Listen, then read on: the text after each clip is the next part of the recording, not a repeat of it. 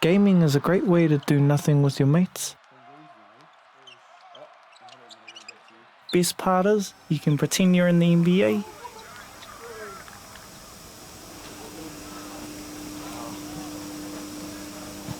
Even when you're in your stepdad's garage.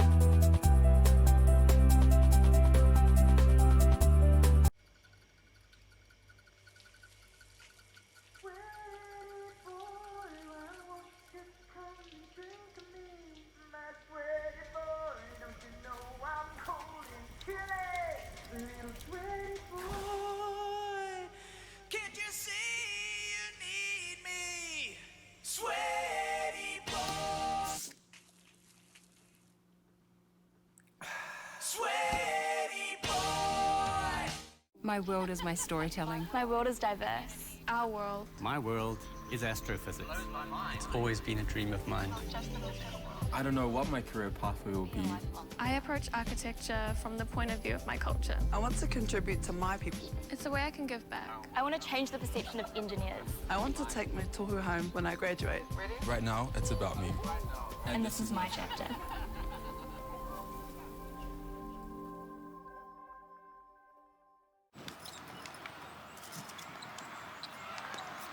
Want to experience what it's like to be a part of the Waipapa Tūmatoro whānau? Join us at our Manawa Mai Info Evening and Open Day events to find out what it's like to be a student at the University of Auckland. Register today.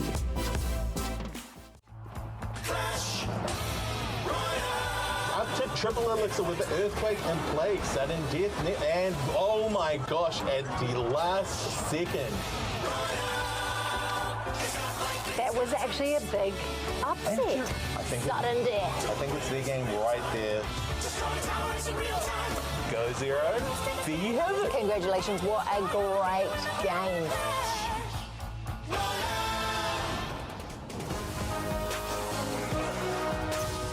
Hello everyone, welcome to week 3 of the UOA LPL Pro. It's the Clash Cup for ANZ. We're here in season 1, week 3. I am Gino and of course Proto alongside me once again to bring you the best Clash action in ANZ.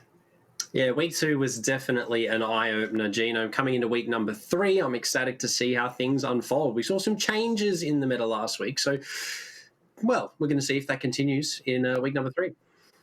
Yeah, well, one thing that hasn't changed, Proto, is how this is all playing out. So why don't we just go back for a second and look at how we got to here. It started off heaps of players, and then of course we've just whittled them down week by week. Last week, week 2, we started removing some of those players from our top 16 that have made it here as the best 16 players in ANZ. Of course, they're going through the double elimination bracket. We're going to be seeing a lot of the lower bracket tonight as some of that upper bracket has been played out. And just as a reminder, if you guys haven't been watching so far yet this season, but it's a dual format. And what that means is you don't ever get to use the same deck or the same cards within that best of 3. You've got to keep switching those cards up. And it's made for some fun, really inventive decks that we've seen come out, Proto. It has. We've seen cards used out of meta that we wouldn't necessarily expect. I mean, we've seen Clone sort of make its way into a couple of decks. We've seen a lot of interesting cycle setups. So obviously the cards being taken away does make things a lot more interesting, Gino. Yeah, something else that's making this competition interesting, Proto, of course, the big prize pool on the line. We've got $10,000 up for grabs, $3,000 to that grand prize, that winner who will take that away in first place. And then, of course, everyone that we're eliminating along the way will also be walking away with some cash tonight. I think it might be the 9th to 12th down there at the 250 that we'll be saying goodbye to. But who is it that we're going to be saying goodbye to, Proto? Why don't we have a look at the bracket? Yeah, the bracket has shaped up to be a rather interesting one. Obviously, for our upper bracket, we've seen Lemon's Default, Professor Live, and Fitchy be the 4 players at the moment sort of locking in those top spots. Obviously, they have had a relatively good set of play, Lemons being the only person to be undefeated in that upper bracket at the moment. So far, we've had some pretty amazing performances across the board for the upper bracket players. Yeah, he's been kind of crushing it, hasn't he? Lemons is just, we've called him the essentially the indomitable defense, right? And we've seen one crack in his armor, and even then, he still managed to win the game. He still managed to come back from a huge deficit to come back out. But talking about coming back, there's some people in the lower bracket who are going to need to do that as well because they've already taken one hit. They're down, but they're not out. And these are the 8 players left. We're going to be going to these guys first tonight to look at that lower bracket. And then we'll play out the next round as well. So the winners of these 4 matches will be going head-to-head tonight as well. And then we'll be moving up to those juicy winner bracket matches. So make sure you stay around till the end of the show if you want to see those guys on top, like Lemons, like we just talked about, duking it out. Yeah, a couple of games to keep our eyes on tonight. Obviously, in my opinion, given last week's play, probably the Zulnino Octurne match, that's going to be a good one, especially seen as Zulnino was actually really, really close to keeping his place in the upper bracket. Unfortunately, couldn't quite close the last game out. But going down into the lower bracket, I definitely think that's going to be one to pay close attention to. Yeah, I'm certainly going to keep my eyes on it. Why don't we have a look at who we've got up for our first match here tonight, Proto? That's who we're keeping our eyes on right for the moment. As you said, Zulnino and Octurne. You can see right here, Zulnino's been doing a little bit better. Wow, they're so close in trophies. That's an interesting stat there to look at too. Yeah, actually really close, albeit, a slight difference. But seeds, as we already talked about in week number 1, Dino, mean absolutely nothing. The win rate is something to go off, though, I think, now that we've seen a few games played across the weeks of 50% for Zulnino as opposed to 40 for Octurne. So obviously, Octurne losing one more game as opposed to Zulnino. But I think at the end of the day, that stat is still relatively close. So both of these players are looking to be somewhat evenly matched going up into this first game tonight. Yeah, I think maybe apart from Fitchy, who I think is the first seed, I'm not sure what Lemons, what his seed was at actually coming into the tournament, but they're the only 2. Okay, all right, yeah. So those ones kind of make sense, right? About how how well they got through that first qualifying stage. But yeah, certainly from further down from there, it feels like it has been a little bit of a mix, and how it plays out at this very top level against the best in ANZ does make a bit of a difference. Yeah, obviously being sort of those high tier seed players means that they had a better qualifying run as opposed to their competitors. But in saying that, we've seen 4 players go home already, and even sort of dependent on seed. A couple of those players were relatively high up in the seed. I mean, I believe sort of around between the 6th to 8th, stuff like that numbers. So obviously it does play some part into where these players are sitting, Genome. But at the moment, for Zulnino and Octurne, relatively close in all respects going into game number 1. It's going to be interesting to see what decks we see right off the bat. We saw the meta switch a little bit as of last week. E-Giant made his way into the fray. Obviously, we saw a retirement of the Skeleton King, sort of, but I think we're already seeing him come back here. Octurne with a Tombstone, it's an early indicator. Well, there you go. Yeah, we talked about how before the match started tonight, we were having a little bit of a chat about how Skeleton King very strong in week 1, and then we saw it kind of felt like they'd worked it out, right? They'd worked out maybe how to counter it a little bit better in week 2. But yep, I guess who knows? Maybe there's a couple of changes behind that that we can find out. See if there's they've retooled the decks at all. But P.E.K.K.A, at the very least, a very good counter to the Giant Skelly coming down. Yeah, the P.E.K.K.A is going to be a great sort of, well, I want to say direct counter to that Giant Skeleton, but given that this is the Skeleton King deck, obviously the summon's going to make things relatively difficult. Obviously, the P.E.K.K.A being one of those sort of tanky units, he struggles to clear out lots of small troops, and we already see it coming to effect here with the Mother Witch as well.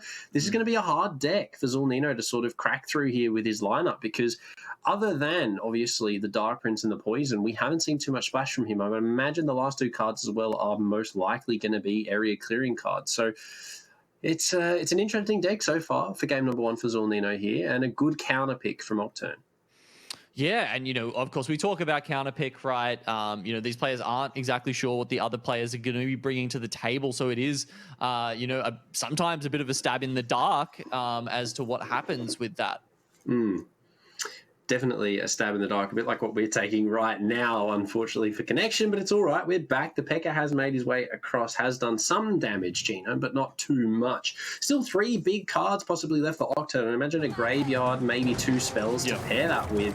But given that we haven't seen them just yet, I believe we're probably going to be waiting for double, triple elixir time here. But Mother Witch from both sides now. Zulnino shows his, and this is some good damage on the left side, actually leading with the deck that arguably should be getting countered right now. Yeah, you can see just playing the Mother Witch on the other side of the river while that Tombstone was down. Mentioned they got, a couple of easy hogs there coming through and helping out. With the graveyard going down on the right side there, gets dealt with pretty easily. That was the poison, I guess, from Zulnino. Counters it very well, and now they're trying to make it across to that right side, but really it's the left side where the damage has been done and where Zulnino probably wants to capitalize on. Yeah, however, this right side now taking a lot of damage. The Ram Rider has connected and started to do a considerable amount of damage. The P.E.K.K.A also there for support. Imagine taking down Skeleton King. Actually, almost the full tower. Indeed, it will be with the Dark Prince rushing up the right side. And what a way to switch things up. The old bait and switch on the right lane there for Zulnino and Octurne. It's going to go down in game 1. Yeah, it just felt like, having a couple of those fast units. Like we saw the Ram Rider hit a couple of times, right?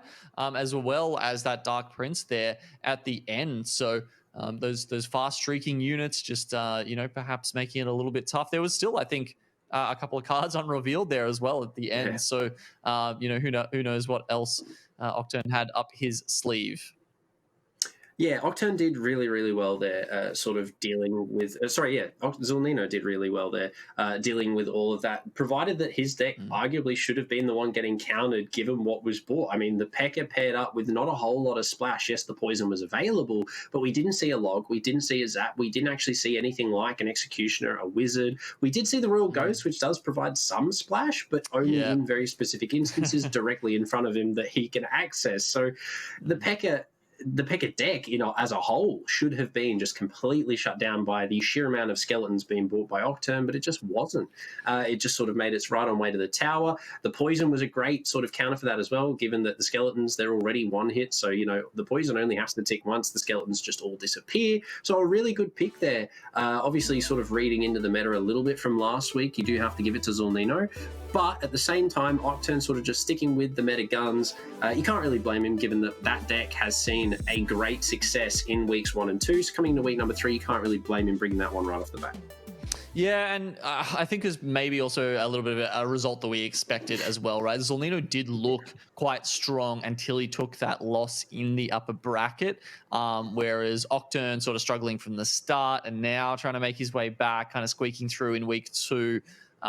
You would expect Zolnino, I think, to be taking this one. Yeah, very, very strong player from the get-go. I mean, we saw him in week number 1 look really, really good.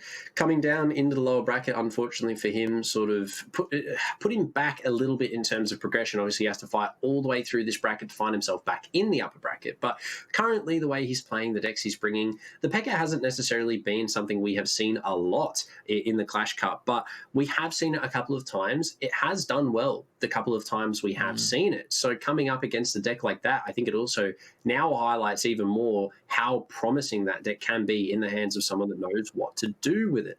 But I mean, look, Genome, it's done well for game number 1 here, and game number 2 only holds different decks, seen as the cards have now been used. Yeah, all right, guys. Alex, we're just getting the players back together. We'll be back very shortly, guys. We're just going to take a quick break and try and make sure everything's up running and smoothly when we come back. Don't go anywhere.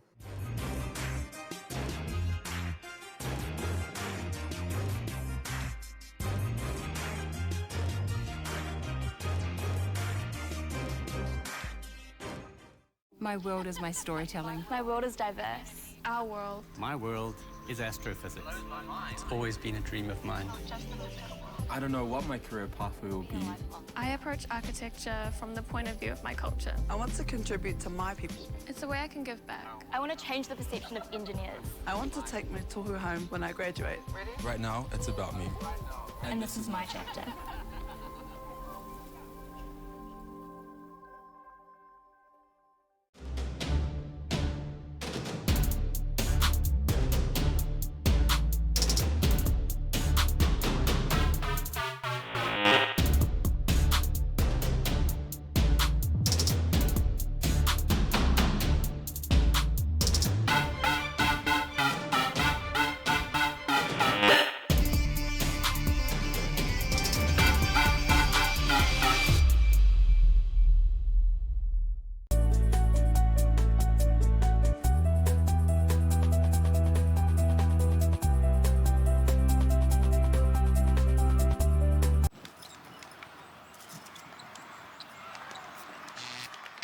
How to do nothing.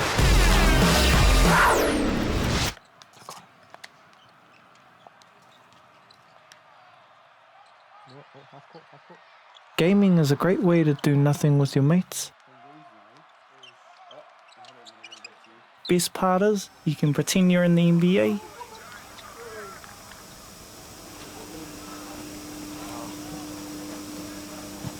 Even when you're in your stepdad's garage.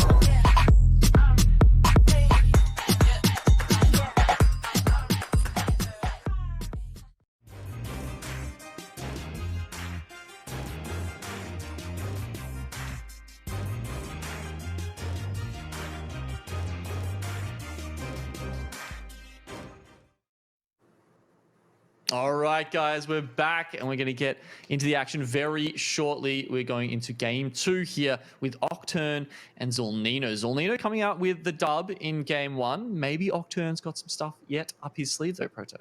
Yeah, obviously Octurne unfortunately not walking away with a dub, given that he had the deck to do the job, if we're being completely honest. Just the sheer amount of swarm that could have been brought there could have definitely shut the P.E.K.K.A down. Unfortunately, it didn't. So going into game number 2, we might see a tactic switch up here.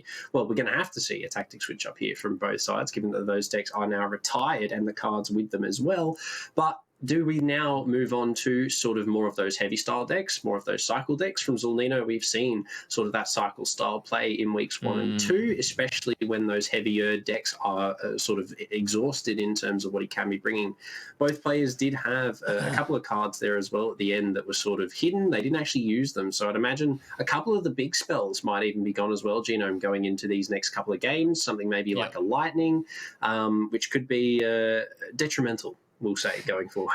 Yeah, well, looking at some of the decks these guys have played in previous weeks, what strikes me, Proto, is that Zolnino played Royal Hogs and did it very well. We're going to get into game 2 now, see maybe that's what he's bringing out here. But, you know, one of the reasons why he got away with that P.E.K.K.A, like you were saying, was because he had the ground splash to back it up, right? He had the Royal Ghost, he had the Dark Prince there as well, and that meant it kind of made up for the P.E.K.K.A's weaknesses, right? So, you know, if you're coming up against something like Royal Hogs, in that case, you know, not having those splash units would be kind of tough. This time, what do you reckon? Mirror? I think we see our second mirror matchup of the tournament, Genome, if I'm being completely honest. So far, it's the same deck with the Electro Giant to lead the charge. The cannon will come down. So he's made an early appearance here tonight in our set of games, but a mirror from Octurne on the other side. Now the question is going to be, does he also have the Electro Giant in tow? Because the Electro Giant mirror, as we've already seen, is an absolutely dangerous deck. It's both sides. Okay, we've got an Electro Giant mirror set up from both teams here. Now, we saw this to devastating effect last week. The level 13 Electro Giant. You see it on the tower right now, but what's a good counter for it? Clearly, the cannon was going okay at the start, but Zappies, we've talked about, as actually being quite effective. And because we've got level 13 versus level 11 getting onto the tower, the level 13 chews through in no time. They've still got a half health left going for the King Tower. This was a great read from Zolnino. He saw that Electro Giant go down on the left side, just mirrored up that Electro Giant on the right, let it do its thing. I mean, it could actually take King Tower here, provided it just keeps chipping away, but it is going to have to be the Tornado to clear it out. Zolnino now miles ahead of his team, of his opponent here. Octurne just cannot seem to get anything going on his side of the board at the moment. Well, in this sort of matchup where you've got the mirrors coming out, you know, it's all about controlling the cycle of your opponent, because you know what cards they have, right? Exactly. So you just need to be able to make sure that they, you know, you can use the mirror on what you want to, which in this case is going to be the Electro Giant to get that really big win condition out there, as Zolnino does again. But because now Octurne's on the back foot, he's not able to do that. This has been a very interesting matchup. The cannon just too far away, but it is going to be drawn out with the Tornado. So good to see, but lightning spell there rearing its head as well. Unfortunately, the Giant isn't going to connect. It might be the mirror play here. No, mirror play just has not been done by Octurne, I believe, once with the Royal Giant at all in this matchup so far. And Zolnino has a really great way to counter it. He's dealt with it really good so far throughout this matchup. And ultimately, that's going to secure him the bag here. If this E-Giant doesn't connect for Octurne, it's going to be game over. Even if it does, I mean, it seems almost doomed at this point. 225 health points left on that tower. Some of them going to get sapped by that the Tornado, and then it's only going to be a lightning, and it'll be done if it doesn't even need that, right? Almost takes the leap tower health win there on the King Tower as well to come out. But yeah, ever since he just got off cycle with that that start, getting that first mirrored E-Giant out just meant he was always on defense. I mean, having to use mirror on a bomber there to try and defend, that's not how you want to be playing that deck. No, especially given that the Mirror Bomber was, that was it. That's all that he had available. The Cannon just to no avail in that matchup at all. I mean, he still had one card at the end there as well that was actually unused. Whether or not that was the Lightning, I mean, you know, we will never know, Genome. But you know, it's surprised that is the second time that we've seen a Mirror matchup in the Clash Cup. And what a better way to do it than with a Mirror E-Giant deck. Really well done here by Zolnino. A quick 2-0 to start off the evening. Yeah, very, very well. Okay, let's have a look at the stats after that one. You can see with the difference in tower damage there. I mean, almost getting the 3 crown there in game 2 means Zolnino is well ahead.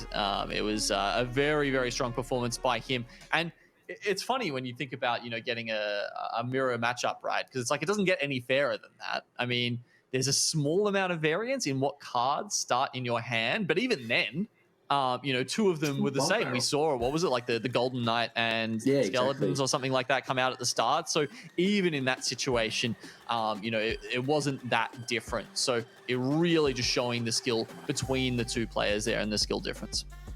Yeah, game number 1 definitely shaping up to be an interesting one with some of those big spells taken off early, but it is game number 2 and it is actually the rocket from Octurne that we didn't get to see. So it was one of those bigger spells, unfortunately not the one that I had sort of alluded to, but yeah, definitely pretty much the same deck bar. A couple of cards, obviously the tower choice was a little bit different, the Zappies as opposed to the Skeleton, so a little bit more expensive on Zolnino's side of things, but managed ultimately a whole lot better. As we've already mentioned, outcycling the E-Giant from Octurne side of things, getting that mirror E-Giant down as well a lot more efficiently, if we do have to sort of highlight from Zolnino, just kept the pressure on with an E-Giant in either lane, and then ultimately it just sort of drained Octurne down. He didn't have anything to counter, and as you've already highlighted, he was at the point where he had to mirror the Bomber in an attempt to do something to shut that E-Giant down, which just did not work at all in the end. No, unfortunately for Octurne, I guess that's it, right? Octurne is down and out. That's 2 losses for him in the tournament. We say goodbye to him in the 9th to 12th spot. Someone else with their heads on the chopping block is our next matchup. Why don't we have a look at the 2 players we've got coming up? It's going to be Orange Blizzard and Shek Pro. Same kind of deal here. This is the lower bracket. Their tournament life is on the line, Proto. Yeah, this is going to be another big one, I think. Obviously, they have a lot to put in this evening. It's one of our first lower bracket matchups, still the second of the night. So the night is still young. We have seen the E-Giant rear its head very early on here. So whether or not we continue that going into this next game, I'd imagine will probably be the case, given game 2, game 3, if we get that far. But yeah, very, very interesting to see already. Shek, 600 trophies ahead of Orange Blizzard coming into this matchup. So already the trophy, sort of speaking a little bit about maybe what we're going to see reflected in the game. Yeah, maybe. I mean, maybe not. I mean, thinking back to that first game, they were dead even, right? And then it felt like Zolnino was certainly quite a bit ahead in how he was playing against Octurne there. So be interesting to see if that trend continues, though. We're going to be heading into the first game of our next match very soon. We didn't get to see the third decks revealed. We didn't see any Hog Rider last time, but Shek Pro is bringing it out in game 1 here. And has he done that before? I'm trying to think. He's actually played a bit more like Drill, Royal Giant before. So this could even be a new look for him.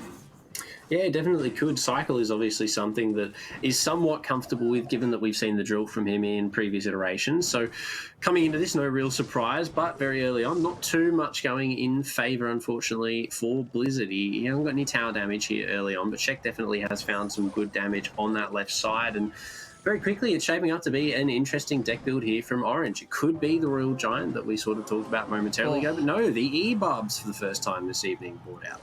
Oh, the Musketeer getting a couple of shots off there, and you can see even just waiting to try and make sure this Ice Golem does get the pull, and then with the Hog Rider, defense here from Shek Pro. You love to see it. That was incredible there. The Tornado is going to activate the King Tower at the very least for Orange Blizzard, but certainly he seems a little bit behind the 8 ball right now. Yeah, definitely letting some things through, unfortunately, on his end of the field that maybe shouldn't be getting past the defense side. Unfortunately, not having a building available, or at least that we know of just yet, is going to make dealing with that Hog Rider a little bit harder. But Shek has definitely defaulted to more of that Hog Musket cycle deck that is sort of allowing him to just keep these 2 damage dealers on the board for a considerable amount of time. I mean, the cycle it's pretty hardcore here from Shek Pro, right? I mean, you see him, he's just throwing out a log at the tower because he's got so many very, very small cards. And, oh, dude, you hate to see a one elixir skeleton coming out against your 6 elixir elite barbs and basically dealing with them. That's gotta hurt. The amount of positive elixir trade you're getting from that is just ridiculous. Yeah, especially what's going on the left there. Hog Rider for 2 hits, but it might all change here. This cycle deck gonna struggle, I think, possibly dealing with this golem. It depends what that last card is here for Shek. If it's something that deals a lot of damage, it's going to be big because the cannon came down very, very early. The golem is just charging up though. 10 elixir left here for Orange to do something with, but he hasn't split anything behind it just yet. The golem's just walking on into this defense.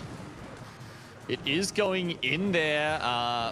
Okay, a lot of elixir leakage coming out means that it looks like Shekpro can just go there on the attack straight away.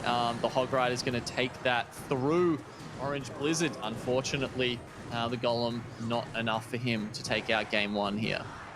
Possible disconnect, I'd imagine, maybe even on the cards for Orange, unfortunately, here in game number 1, but I don't know what the call will be. Unfortunately, no 3 crown there for Shek, but he was close. He was definitely close. But yeah, Shek's going to walk away with game 1. Whether that will stand given the possible disconnect, we will find out momentarily, ladies and gentlemen. But other than that, I mean, aside from the whole disconnect thing, that was actually a really solid deck from Shek. It depends how it would have panned out there if the push had all come to the big climax from the Golem player. But I mean, we'll see how that one stands here in a moment. But yeah, other than that. Yeah, it felt like we didn't even get to see what the backup for the Golem would be, right? There were a couple of cards unused there, and you would imagine there would have been, something else. Shekpro, has he played them in the past? Maybe not. I mean, we did see, some Night Witches coming out in those Golem decks that we've seen previously. So, perhaps it could have been one of those cards still yet to come. Yeah, Shek did really well, though, aside. I mean, just look at the elixir difference. I mean, almost a solid 2.0 drop, a 1.9 there, in fact. But that is a completely different side of decks. I mean, we've got one on the upper hand, very expensive, one very, very, very cheap coming into this match. I'm surprised that actually worked as well as it did for Shek, provided that it was just a lot of chump damage cycle cards. We got the skeletons. The Eye Spirit was just literally only to kite cards for that Musketeer to clean up, and it did it really, really well. I mean, we only saw the Golem come out in the last 30 seconds, which is sort of normal what we happen with Golems. They take that long to sort of build up, and it sort of caused a bit of an issue, I think, there maybe for Orange. Well, we were talking about like how how this plays out in the meta a little bit before the show, Proto, and we were talking about elite barbs, like how do they work in pro play, right? Like I think they're in there because they're there to counter a possible Electro Giant, and you can see why they kind of don't get reused very much otherwise, because the elixir trades, if you have a cycle deck like that, I mean, 1-2 elixir is honestly enough, right? Like you've got the Musketeer was kind of there anyway, and look, we'll see if hopefully these decks are built a little bit better for that in game 2. But yeah, I mean, just an Ice Spirit and skeletons is enough, honestly, to just kite them into the middle and do the damage. So yep, we see that one on the board there for Shek Pro. Was he trying to kite? It felt like he was maybe trying to kite the Fisherman there with the Fire Spirit, but didn't quite get it. Oh no! It's just a straight up Mother Witch into Skami.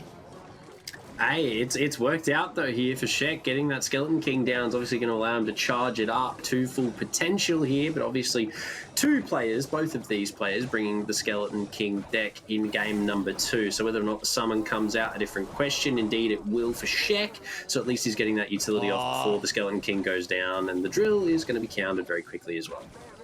Yeah, it looks like it was actually a good timing there with the drill hitting just as the Skeleton Kings raised skeletons were coming over the bridge. But no, actually the Skami counter by Orange Blizzard does the trick. RG in the back. That means wall breakers immediately placed on the left side. Oh no! And the log has fixed. That's a double hit. That's painful for Orange, unfortunately. Hasn't had the best of luck in these first 2 games. But Shek, he's got the answer. What a great way to shut that RG down. But the Zappy's there to assist, which means that this RG is going to be on for at least a couple of shots, maybe even 3 or 4. No, okay. Doesn't actually even get one on there. The defense even a little bit better than you thought there, Proto. The Skeleton King and the Poison just doing enough splash damage to clear that out in the nick of time. And as a result of those wall breakers getting through, Shekpro's well ahead and well on his way to taking out this BO3 right now. Interesting, we see the drill used defensively here just to lock up that Royal Giant. Royal Giant going to work though for Orange Blizzard. Shek, unfortunately, not quite quick enough to get that drill down to act as a building card, and Skeletons are actually even going to get some damage in as well for Orange here. So that is a huge Skeleton King ability, and already things are starting to fall apart here a little bit for Shek. He has to find a tower to do some damage on. He's going to opt for the left, but the Zappies are there to counter. Things are looking a lot better here for Orange Blizzard in this second matchup. Yeah, look, despite making a pretty big mistake there at the start, has found the lead here in this second game. And once again, the Royal Giant barreling down the side. This time, the Inferno Tower is played further back so that the Zappies can't have that same effect on it. But the RG is locked onto the tower, and with 10 seconds left and 2,000 health points left on the other side, it looks like Orange Blizzard is going to be tying it up. Really well done, especially coming off the back of what seemed to be an unfortunate disconnect in game number 1, but already sort of locking in that second matchup with a rather dominating fashion. That RG paired with the Skeleton King was definitely an interesting pairing, but one that worked in favor of Orange quite well. I mean, there was a lot of ability for him to shut that Inferno Tower down just completely. The Zappy's obviously available, as well as all the Skeletons he bought, but that log, while yes, the first one was missed completely against those wall breakers, every log subsequent to that pretty much hit its mark relentlessly. Those skeleton armies that were placed down by Shek just really to no avail. They were just cleaned up relatively quickly, and everything sort of ended up falling into place for Orange there in that second game, allowing him to take it on to the third. Solid comeback there from Orange Blizzard as we are going to head towards the tiebreaker now, the final match of our BO3 here. I did like how they managed to get that one really solid connection that really decided that second game, right? It was a desperate drill in defense just to try and make something happen, but as you said, had the cards on the back of that to come through, and then the Skeletons just doing so much damage to that right tower, enough to finish it off. Both players were doing a really good job as well, sort of charging up their Skeleton Kings, but we only saw the ability come out, I believe, sort of 2-3 times from both sides together, which we talked about this in weeks 1 and 2. Coming to week number 3, we're sort of seeing it become a bit of a recurring factor that the Skeleton King becomes charged a lot of the time, but doesn't actually get to use that ability, which... Yep. I mean, it does cost 2 elixir, yes. It does make him a very expensive unit to sort of drop that ability. But at the end of the day, a lot of the times where we could have seen that ability used, it could have had a pretty devastating effect when paired with what it has been paired with in the past. So interesting choices, but at the end of the day, obviously, they're the professionals, not us, Gino, and we're just here to talk about the game. So there's probably some underlying reason why it wasn't dropped, especially maybe cycle reasons. But for game number 3, we're not going to be seeing Giant Skeleton from either. He's already gone and returned to the grave. What will we see for our final game here between Orange Blizzard and Shek Pro? Reminder that this is the lower brackets. This next match, we'll see one of these players hit the hay. Inferno Dragon is the starting card here. Mother Witch coming out on the other side. I was actually quite surprised that the Mother Witch didn't do as much as I thought it would at the start of that other match when it went straight into the Skami. It was quite a good defense. Oh, there's some spice. Okay, we've got the Sparky to start off with for Shek Pro. It's an interesting card. It's one we've seen a couple of times, once to great avail, once to absolutely nothing. But the Barbs are a good counter, albeit cleaned up relatively quickly as soon as they were split up. But these Bone Dragons here going to do a lot of damage to the Mega Minion, but ultimately not actually get rid of the Sparky. The Zap comes out early and forces it. So Sparky, no, he is going to connect for one. That's huge for Shek on the right side. And he's having to use the Inferno Dragon to counter the Mini P.E.K.K.A. as well, which is interesting. Air defense also not great for Shek Pro here, as the balloon almost grabs that tower. Mother Witch is just enough to do the damage there. Of course, the bomb that gets dropped still does tick away at the tower, but that one Sparky shot is about half a Princess Tower's health. Yeah, it's almost a bit like a mini P.E.K.K.A. Sparky sort of mini tank deck going on here for Shek. And he still has 2 cards in the pocket, so whether or not that's something like a Giant or well, there we go, Goblin Giant to pair it with, it's going to make this Sparky a whole lot more dangerous going down this right side. But the Rage as well, this could be... Nope, there we go, the Barbs. They're going to just shut it down completely. He's not even going to get a shot off, but some big hits from the Goblin Giant. Yeah, it's a double threat there. Don't forget about that Goblin Giant with the Rage doing plenty of damage. And, you know, I was wondering about where the air counters were going to be, and Goblin Giant does help out a little bit with that. You can see the Skeleton Dragons getting taken out just by the little Joey goblins almost, I'd say, in the backpack. Okay, it is Lava Loon, actually. So the first time just playing the naked balloon, but this time it's got the full tank ahead of it. This is going to be scary. This left side now completely locked in. The Lava Hound is just drawing all that damage. The balloon's allowed to go to town, and it's going to clean up this tower and put Orange Blizzard in the driving seat for the remainder 20 seconds. Shek's going to have a huge play on this right side if he wants anything to connect and take it into OT, but there's nothing there. Balloon already there. It's going down, but it's too late. Okay, he's going to make that last Rage push, and the Goblin Giant is pushing through as fast as he can. He gets a Zap out to try and just buy it a little bit of time to get that damage on the tower, but it's still not enough. The Barbarian's too good at defending that, and Orange Blizzard comes out there in a wonderful best of 3, just clutching it at the last moment.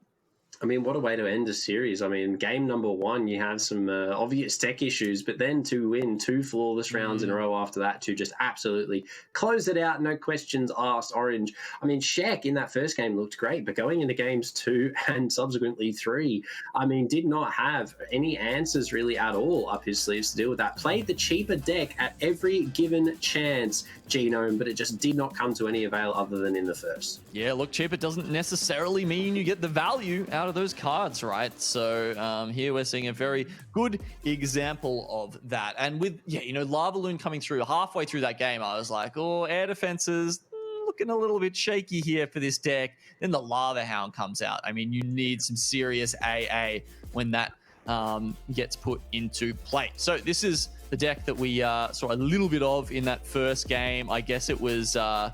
yeah, there were a couple of cards there that we didn't get to see come out behind the Golem.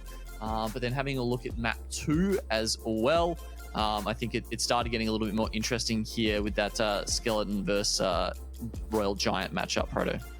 Yeah, the drill didn't really do too much. We saw it use more of a defensive card as opposed to an offensive card, which really allowed Orange to sort of just clean up. I mean, a tower target not only paired up with things like the Skeleton King made it very scary, but game number 3 is where Orange really sort of, I want to say, showed his true colors. We got the Lava Loon in the end of it with the Inferno Dragon as well, ultimately a moving Inferno Tower, if we will, and 2 great spells to back that up, Arrows and Zap. So everything Shek had was pretty much relatively easily sort of countered. I mean, Sparky is only 1 Zap in the Barbs, and it's very, you know, thanks for coming. You've got the tower lock-ons from the Lava Hound and the Loon. Everything is sort of just big damage hitters.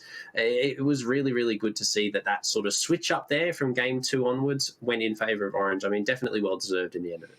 Yeah, you've got to wonder about the decision to play that Sparky on the 3rd deck as well, right? Because you haven't seen Zap come out. You know at that point it is still a spell that's out there that can just spell doom for you know, a Sparky deck that you're bringing into the Decider. But, well, that was his choice in the end, and Shek Pro will live or die by it this time. Unfortunately, he's our second competitor tonight that we say goodbye to. We're not saying goodbye to now. We're just going to a quick break, but don't worry, we'll be back with plenty more Clash Royale action after.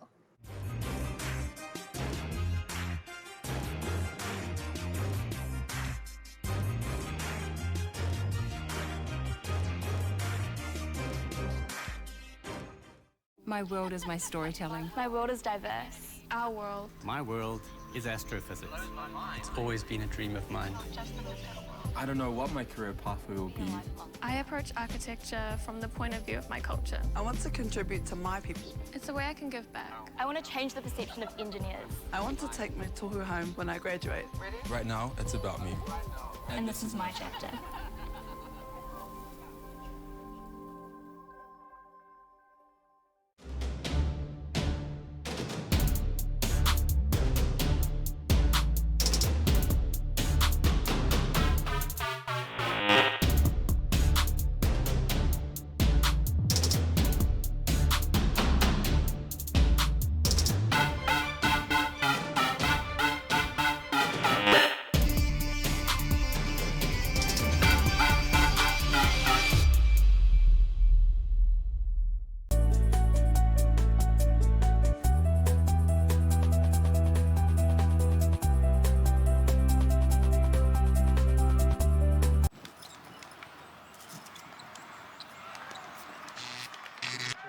to do nothing.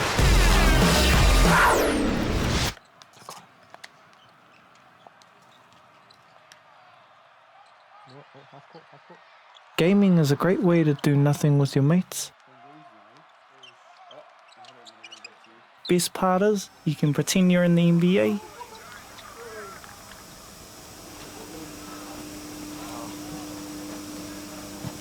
Even when you're in your stepdad's garage.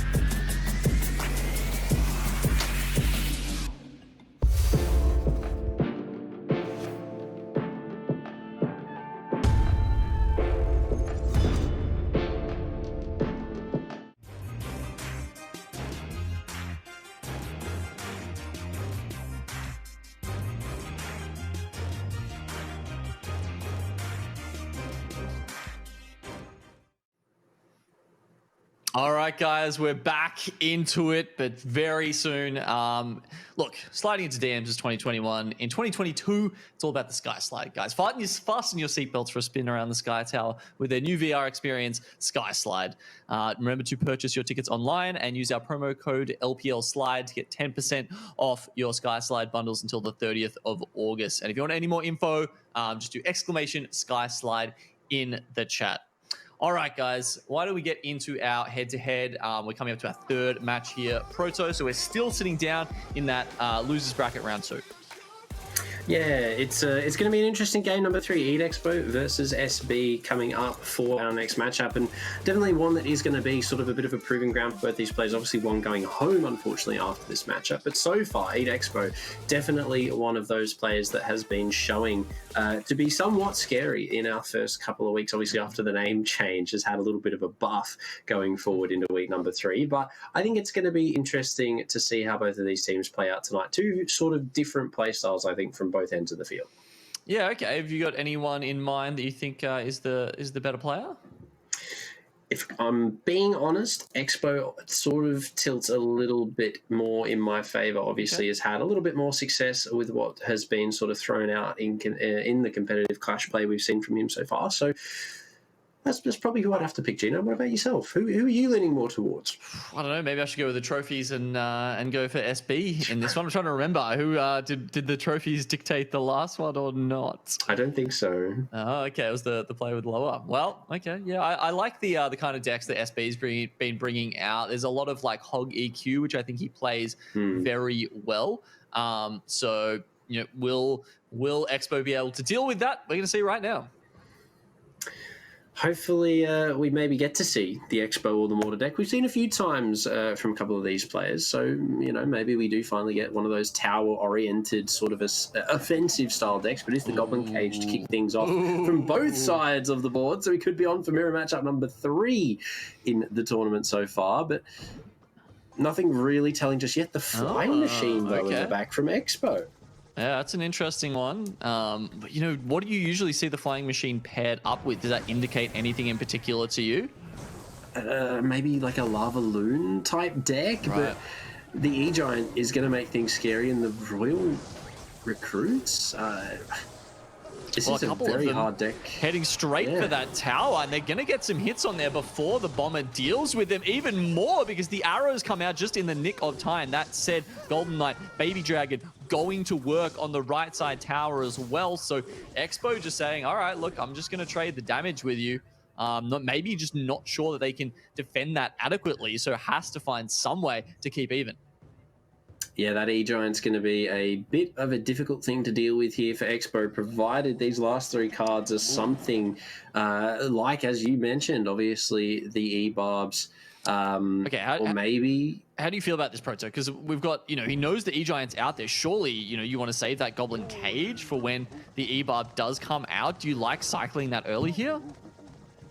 It depends on what those last 3 cards are. I mean, if he has a heavy hitting card along the lines of the E-Giant or something like that, I could understand the early cycle. But yeah, given that E-Giant has been shown early, having that cage in hand would probably be a good thing, especially now that the cage is gone. It's going to be straight down this right side with the E-Giant.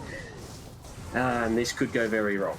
Yeah, well, I mean, last time he dealt with the E-Giant, just fine. It was the follow-up from that, but there we go. Actually manages to cycle the Goblin Cage back in time, and that means that the follow-up won't be enough this time. Also, he kind of forced a little bit more out of SB, the Golden Knight having to be played on the left-hand side this time, so it can't follow up with the Baby Dragon. It does get the dash onto the left-hand side, but as it stands, both players sort of, working through their decks a little bit better than they did in that first cycle.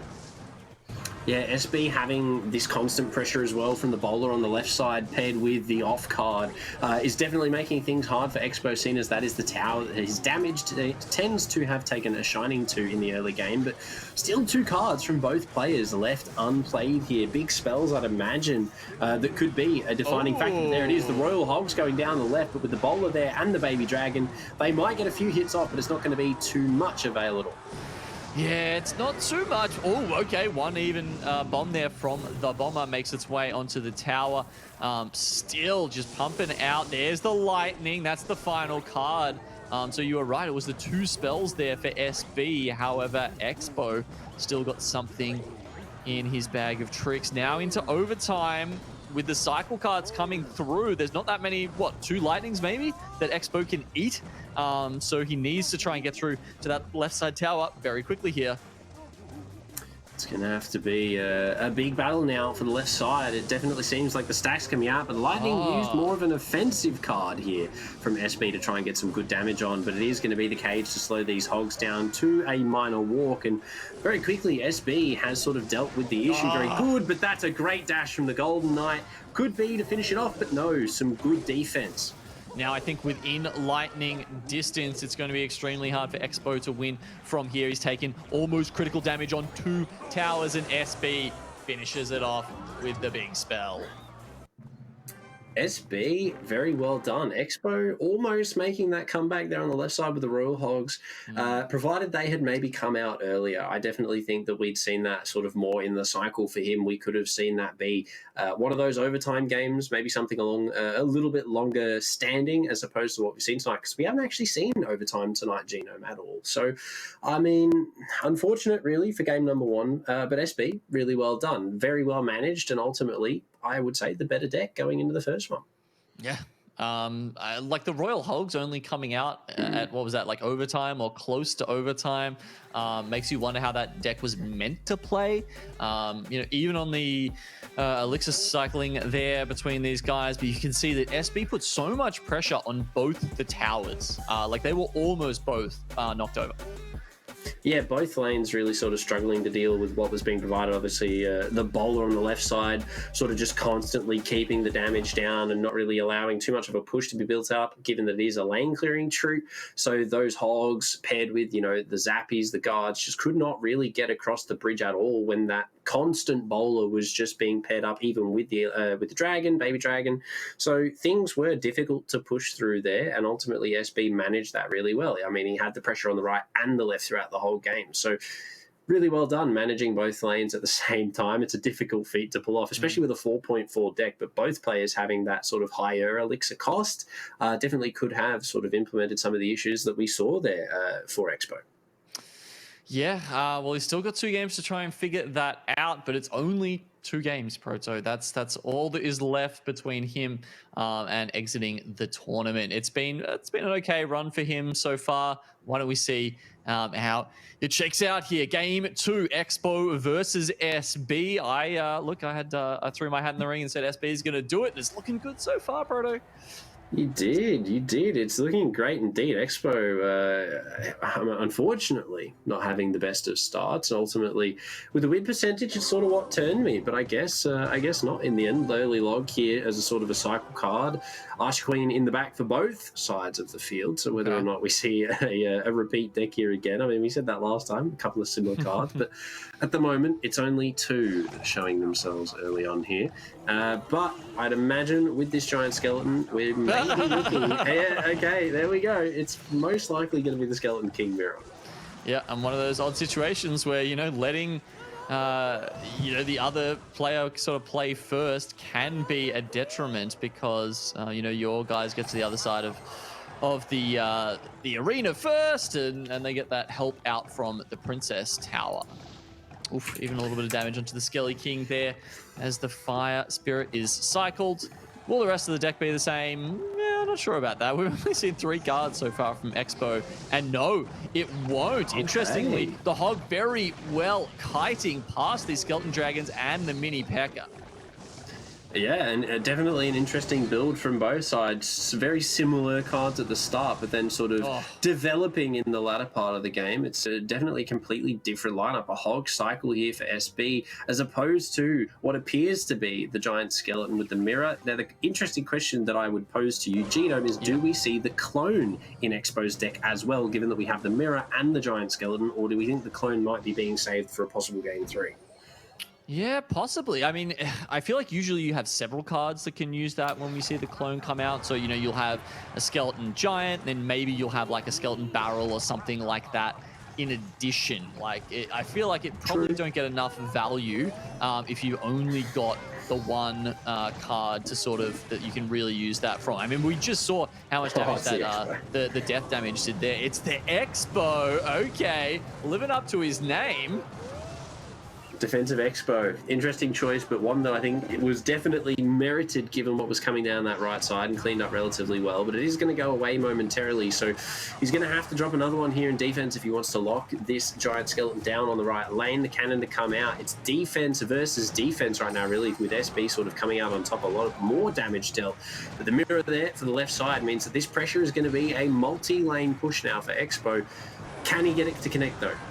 Man, every time that Skeleton drops a bomb for SB, it is doing so much damage, and it's just allowed him to get all this work done on the right side tower. Finally, some pressure put on by Expo. The Rage on top of the double giant skeleton here. He's doing some work on the left side, and he just continues to pile it on. The P.E.K.K.A comes back, but continuous kiting from units coming in. He's playing the skeleton dragons in the back. A second rage goes down, and finally that's enough to push through. Death damage from the skeleton giant will get on the tower. Is that enough? Skeleton dragon to finish it off. The final fireball does it. There you go. I mean, that was a very tense ending there. I mean, that skeleton, had it not connected, could have definitely been SB's game. I mean, SB, up until that point, had a pretty much flawless defense. I mean, we saw two skeletons coming down, two giant skeletons coming down that left lane. All that was used was just constant kite and cycle, and it was dealt with. It was gone. But then you just had the mirror. You had both of those giant skeletons coming back again from the grave, and it just was really difficult to deal with. Ultimately, though, almost a very good game from SB, but Expo coming out on top in the end to send us into game number 3. Yeah, look, and this is the deck that we were talking about before. Like, SB, he has looked really good with this Hog EQ deck before. I think it was almost just that fatal mistake of, I mean, we were getting close to overtime, right? Or were we in it even? And, you know, he plays the mirrored giant skeleton all the way at the back. That means you've got like 20, maybe even 30 seconds to set up your attack on that right side tower and try and make, you know, an advantage out of the fact that they've just spent 7 elixir that's not going to get anywhere anytime soon. I'm just really surprised that he didn't, you know, perhaps play Hog EQ and cycle that on that right side, because I feel like he might have even chewed through that tower before the level 13 giant skeleton was even a factor. Yeah, I mean, the cycle choices there weren't necessarily in favor of SB, unfortunately. I mean, as you mentioned, you know, that skeleton coming down to the back, he had all of the time in the world to drop down that Hog Rider and sort of make it happen. But unfortunately, he just didn't want to play the card, focus more on the defense side of things as opposed to the offenses, where that might have been the deciding factor. But for game number 3, no Hog EQ left for SB. But the Bandit for Expo is definitely an interesting moment. With that Tombstone, Skeleton King will probably appear in no time. Yeah, it seems like a pretty common combo at this point. Fisherman coming out as well for SB. And yeah, look, I'm also expecting a Royal Giant to come out from the top here in SB. I think that would probably be his favorite option here. Yeah, now that the Mother Witch is coming out, he has played this deck, I think, at least once before. So we've got the Cannon Cart. Can be quite useful against the Royal Giant as well, because, you know, it does quite a lot of damage played in defense, but then can also, you know, lock down the targeting as well. A big rocket comes out. That was well timed. And Expo, who was looking a little bit sus there, does manage to reset. That was a great defensive rocket. We are going to see the Skeleton King as well, so it's sort of a mirror deck from what we saw in game number 2 from sort of Sheck and Orange. But I mean, Expo, he's building what sort of has opposed to be a Royal Giant deck I think we've seen as well tonight, paired with the Dark Prince, whether or not that is the choice. Obviously, a completely different sort of theory craft for us. But SB so far looking really good. It's actually the Goblin Barrel, though, that comes out with the Barb Barrel there to counter. SB has the answer for everything at the moment. Yeah, okay, so a little bit of log bait here. That's generally the only time we've sort of seen Princess get played so far in Season 1 of the ANZ Clash Cup here, and looks like that's going to be the case again. It's also, I feel like often, you know, that rocket probably would have been a good indicator of that as well. Often used to finish off all of that chip damage that you see Goblin Barrel do over the course of a game. Yeah, it's been interesting, but we are actually going to see all 10 cards busted out here for the first time in a while, Genome, from both sides. A big push in the left side here. Cannon Cart with the Bandit could do damage, but a great Tombstone is going to shut that all down. And this is great management and defense from SB, living up to the name of Lemons almost, some could say. But not too much damage to show for it for both players right now. Only sort of 600 damage on that left side for SB, but that's not a lot, considering there's only 30 seconds left in normal regulation. The cannon carts just keep getting stopped before they're in range of those towers. The Fisherman, everything that SB can just constantly cycle in the middle there. The Zappies, the Fisherman, the Tombstone, maybe even the Mother Witch. All of this stuff is proving very hard for Expo to get any damage on the towers. And by any Proto, I mean 0. Yeah, SB's defense in this sort of third matchup here has been pretty much flawless. Well, it is actually completely flawless at the moment, yet to see a crack at all from Expo. And it's been impeccable. It really has. This left side push could be huge, but with the Rascals, I mean, they're just there. The Rocket's going to shut that down mostly and could be on for a great counter here. But there's just so much that we have seen from SB that would indicate that this push is not going to amount to much at all. All right, the double cannon cart once again. This time it actually gets pulled into the tower. Luckily, there's enough focus fire on it that it's not going to get the lock on. And yeah, just piece by piece, SB is trying to chip away at these towers. But if we get into that triple elixir time, we've got the rocket on the side of Expo here, Proto. Is that going to be enough to start cycling that and just defending the rest of it to maybe get 2 or 3 rockets in and chip through one of these towers if it comes down to a tiebreaker? If it does come down to a tiebreaker, provided the rocket starts being used now where it can be, obviously that could be a big deciding factor, but this Royal Giant's going to make things a lot harder. The arrows there perfectly placed by SB, still yet to take a point of damage, but this Royal Giant is getting off a huge amount of damage on this right side. Tower now below 1,000, puts SB in a great position to just play the awesome defense we've seen from him so far this game, but it is going to be the rocket cycle to start, but it doesn't hit the tower for Expo. Unfortunately, SB still holds the lead completely. I mean, it's a solid elixir trade, but yeah, he's not getting that tower damage. And I almost forgot that the Royal Giant was in SB's deck. It took him so long to use it that time. Yeah. But it's because he was setting up that amazing push and just getting trade after trade positive in his favor until all of a sudden the RG was very, very hard to deal with for Expo. So with a lot of big hits there coming out, it feels like SB has probably tied this one up now. Reads the off Goblin Barrel perfectly, and the Bar Barrel does come down to deal with that. 10 seconds left. One last push here. SB's unit streaming across, and you can see Expo, unfortunately, is going to fall. The tiebreaker going the way of SB, and that is the best of 3 in his favor too. Yeah, I mean, ultimately at the end there, I don't even think we could really say that there was real damage sort of caused by Expo in that last game. The only tower damage that we saw was from the snowball. No troops connected, no damage really sort of made the tower at all other than that one snowball that connected on the right side, and that is it. We did not see anything else there from Eat Expo in that last game, which is unfortunate given that he got it all the way to the third matchup, but the defense impeccable from SB in game number 3. It was so good to watch there. Yeah, just really not able to make headway whatsoever. Yeah, just needed maybe, I don't know, a bit more focus on the win conditions there. You know, SB was patient, and when he did strike, it did a lot of damage. So, you know, not just spamming those cards at the bridge, just hoping the Royal Giant's gonna you know, do it all by itself. Why don't we you know, go back through the series and refresh our minds about how these decks worked out? Yeah, game number 1, the E-Giant, obviously an interesting choice, but really well used with the bowler, I think, as a combo, ultimately netting SB the first. But then Expo, in game number 1 as well, sort of struggled a little bit, I think. The Royal Hogs not to too much avail, which did sort of then convert to that loss. But for game number 2, things definitely improved genome deck-wise for Expo.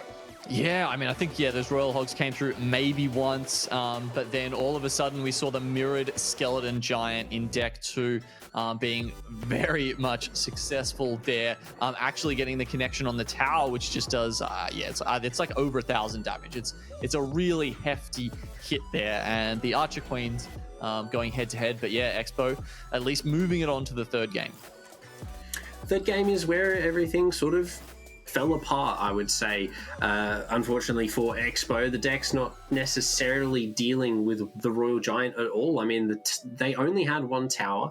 Expo, well, and even when we say that, it's when the cannon cart goes into its secondary phase. So the Royal Giant really only had one place to go. The rocket was there to shut it down, or at least the push in its entirety. But the Royal Giant can tank that and still sort of continue onto the tower to do some damage, which we did see it do that bottom right side the last time it was used. But I think we did see definitely some hesitation with that Royal Giant after the first rocket from Expo just completely shut down. I think it was like an 11 elixir push on the left side, and then from then on he was very, very hesitant to play that Royal Giant. So no real surprise that ended up being the case, but still a victory for SB nonetheless.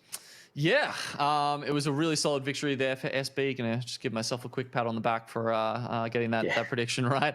Unfortunately for our next match, it looks like one of the players has forfeited, so it's going to be Paladex, unfortunately, who's had to bow out of that one, which means Felipe PT is going to be taking the win and moving forward. So look, if you're a Felipe fan, don't worry. We're going to see more of him today. That means he'll be moving on to that losers bracket round 3, and we will get to see him come up against SB, I believe. So without any further ado, why don't we move on from there and have a look at our next match? It's going to be an interesting one. Orange Blizzard, Zulnino, both players we have seen sort of already have a go tonight. Zulnino obviously winning in more of a dominant fashion, we'll say, 2-0 as opposed to Orange Blizzard's 2-1. So coming forward in this matchup, obviously Zulnino being more of the dominant player, I would say, in this head-to-head. Yep. Genome, my money is going to be sitting firmly in his palm for this one, but I mean, we don't know just at this point. It's a similar sort of play style from both sides. Both of them are good with sort of that cycle style, but at the same time, both of them can use more of those tanky decks. Yeah, look, sorry, I'm not going to make it interesting here, Proto. I think Zulnino's going to take it out as well.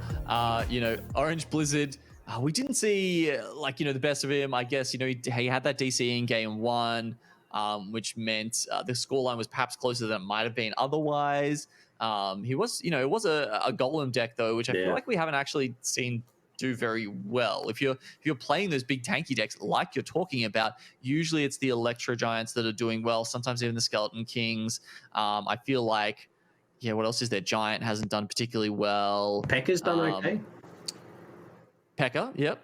Yeah, Pekka has done all right. Also, Giant Skeleton, a couple of games we've seen him in, has definitely had some good effect. Goblin Giant, even to some degree, has had some successful play. Obviously, we've seen him in decks that have just done absolutely nothing, the Rage deck, but we've definitely seen the Goblin Giant as well. So I think in terms of tank decks, it's really the style that you're backing up your tanks with. Are you going for more of a heavy splash? Are you going for sort of more of a mini tank, pairing it with mini Pekkas or something along the lines of that hits heavy? Or are you pairing your tank with a tower sort of select card, Hog Rider, something along the lines of maybe even one of the defensive buildings or offensive buildings if you are a mortar enjoyer like some. But for game number 1, Zulnino and Orange Blizzard, it is going to be largely up to them for what they want to bring. They have the ability to bring anything, given that it is the first game, and the Baby Dragon for Orange to start things off, and the Dark Prince for Zulnino. Dark Prince, what else is he going to have to back that up at the moment? It's just tanking the shots here from the Baby Dragon, who even gets onto the tower. Wow, I'm surprised that Zulnino actually let it have 2 hits on the tower there before dealing with it and really taking his time, even leaking some elixir there as he's deciding what's going to be the card to deal with this cannon cart. Okay, there we go. Finally, it falls into range of the Princess Tower, so at least it's not going to lock onto that. But yeah, look, we're seeing more Golden Knight elixir pump. Okay, this is a good time to see the E-Giant on the left side, but the Electro Dragon, actually, I believe the first time we've seen that in the Cup so far, but it is going to be the Lightning to finish it off with the Hog being created from that. The Electro Giant also going to connect for at least 1, which is a great start here for Zulnino. 2, actually, in fact. Orange Blizzard, that pump has just cost you about half your tower damage. Yeah, it's been pretty scarce, right? I think I wonder how many cards we haven't seen at all. I think maybe we might have seen it once before, but oh my, double pumping up now. And, with the way that it gives you, that elixir as it goes down, it feels so bad to use your big spells on top of the elixir pump. You get that damage, but it's no longer a free trade. You're having, to take that elixir deficit just to get that spell damage on the tower. Okay, a golem's coming up. Now I really like this. I mean, Golden Knight, Baby Dragon, Electro Dragon on the back of a golem push with elixirs to back it up. Remember, these guys are coming out fast. We've only just gone into double elixir time, so he's certainly going to have that advantage in terms of how much he can pump out against Zulnino. Yeah, the pump's going to be huge here, at least a big part of the deciding factor for shutting down these pushes. Having the Electro Dragon is going to be great, but an awesome Lightning just completely destroys that push in its entirety. It will cost a considerable amount of elixir, let's be completely honest, but the push has been dealt with, the Golem to no avail, and now the left side is starting to stack up again. And Zolino would have been so happy about having the Inferno Dragon in there against the Golem, except that the Electro Dragon comes out. So that's a fantastic counter, but as you said, a perfectly timed Lightning shuts that down. And now a couple of low health units, only fodder here for the Mother Witch, but we do get another tag on that tower. So all of a sudden, Orange Blizzard in the lead for now as these Mother Witch hogs go onto this. And might have had another DC, I think, unfortunately. DC, yeah. Orange Blizzard needs to get that internet sorted out because, unfortunately, he's got so close, but once again fallen at the last hurdle. It's not even his fault. Yeah, that's a rough one, unfortunately, given that that is the second time that that has happened in tonight's games. But look, if it's anything like the previous one for Orange Blizzard, he comes back in successful fashion and wins it with a very swift 2 games for himself, provided going up against El Nino might be a bit more difficult this time. Definitely doable. You can't really stop until the fat lady sings, Genome, as some would say. So there is still hope here for Orange Blizzard, but Zulino definitely starting off a lot more powerful in that first matchup. Obviously, tower damage speaks for itself. A full tower there for Zulino, only half for Orange Blizzard, unfortunately. But I think that was a relatively close game. The pump was an interesting choice for the Golem deck, one that we haven't seen too often, but it allowed him to get that Golem out a lot quicker than what we have seen in previous iterations of Golem decks. Yeah, I mean, it's pretty risky to chuck that out there in single elixir time when you've got almost nothing to back it up. But yeah, when you got the pumps going, it's almost it's like you've got that advantage over the opponent, and we saw that come down. Unfortunately, I mean, like, it did a bit of damage, but unfortunately, just didn't get the second or the third cycle of that Golem to see how that would play out. Yeah, it was unfortunate given that is now the second disconnect for Orange Blizzard, just as he's about to get that push going. Actually, I believe it might have even been the Golem last time that we saw that happen with as well, which is, again, unfortunate. But it's just... What if it's his best deck, man? I was going to say, yeah, that could be the best deck we've seen from him, and we just haven't seen it yet because of the unfortunate disconnect. So... look, Genome going into this, obviously we're going to have to do a little bit of praying to the internet gods going forward. But Orange, I think, provided the correct deck is bought going into game number 2, we could see another 3-game series here. But Zulnino is definitely in shape to close this one out relatively quickly, I'd imagine, given his previous track history. Yeah, I think, we were both definitely... not necessarily rooting for him, but, on the Zulnino bandwagon coming into this series. So... it was looking pretty even before that DC happened, and the Golem, did manage to get through that once. So, how things would have changed. I feel like Golem decks generally start doing better in double elixir time. So, it's just hard to know. And what about the choice not to start cycling the Lightning against the elixir pumps? How did you feel about that? I think it's probably the best point of call for Zulnino and best choice that he could have made, given that the Lightning, it's a 6-for-6 trade, as you sort of highlighted in sort of the breakdown already, that now they give that 1 elixir when they die anyway. You don't necessarily win that trade on any point. So probably the best choice of call there to not be cycling that Lightning. But going into game number 2, it's not going to matter. Lightning off the board. Zulnino with the 1 victory ahead. And it's the Hog cycle to come out, it seems. Okay, Barbs, good way to stop that happening. And now we've got some threats on both sides of the arena here for Orange Blizzard. Royal Delivery, Log, and Skeletons. Going to be the perfect defense. Look at that. That 1 skeleton left over just to kite the last couple of Barbarians. Yeah, it's a good combo. I mean, as some would say, Larry does have his own moments, but the Witch in the back, not a card we've seen too much in the Clash Cup ANZ, but the Firecracker is probably going to make very short work of everything she brings along behind her, with the Valkyrie as well. So a Hog Valk deck, not a combo we've seen in a long time, but one that definitely isn't unviable in any regard.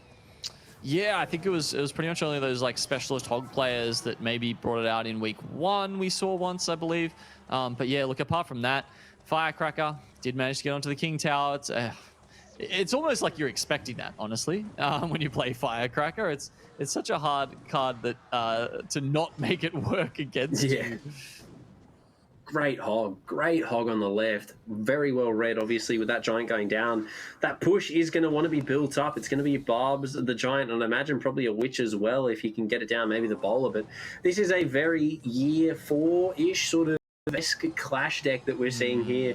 But with the Graveyard as well, it's going to cement that sort of time period for itself. The Valkyrie on the board, though, means that this is going to be a relatively easy cleanup for the Graveyard and the Barbs here, with both the towers doing everything in that push. I mean, what? 14, 15 elixir just gone, dealt with easily. Yeah, look, managed to get some damage down. As you said, that was almost like, an original Clash combo. Like, it's a Graveyard that was pretty much put in the game to work together with the Giant. But we talked about earlier as well, it was like, the Giant hasn't found much success this season. No. And here we're seeing it be behind again. A lot of the damage that's been done to this tower has just been cycling arrows when the Princess happens to walk by, but this Valk by herself just seems to be such a powerful force against this deck. The second Giant comes down now. Will an Inferno Tower come down too? Yes. Such a great versatile card. It's almost like a mini tank with splash, and the Valkyrie just sort of fits into her own little category there. But so far, the Hog for Zolnino has been devastating in this left lane. It has just been getting hit after hit after hit. Not this time. It's going to draw a lot of damage a lot of elixir rather. But as opposed to that so far, it has been a really good card to sort of pair with what he's got going on from the cycle here. Yeah, I mean, it was 7 elixir to deal. The Hog didn't do any damage, but of course 5 of that kept going down the lane. As you see there, bowls a boulder to grab a shot on that tower. So now we're getting a lot closer to even. Proto isn't able to get the arrows onto the Firecracker this time, and as a result actually gets some decent damage done. That said, he's starting to try and, work both lanes and bait Orange Blizzard into making a mistake.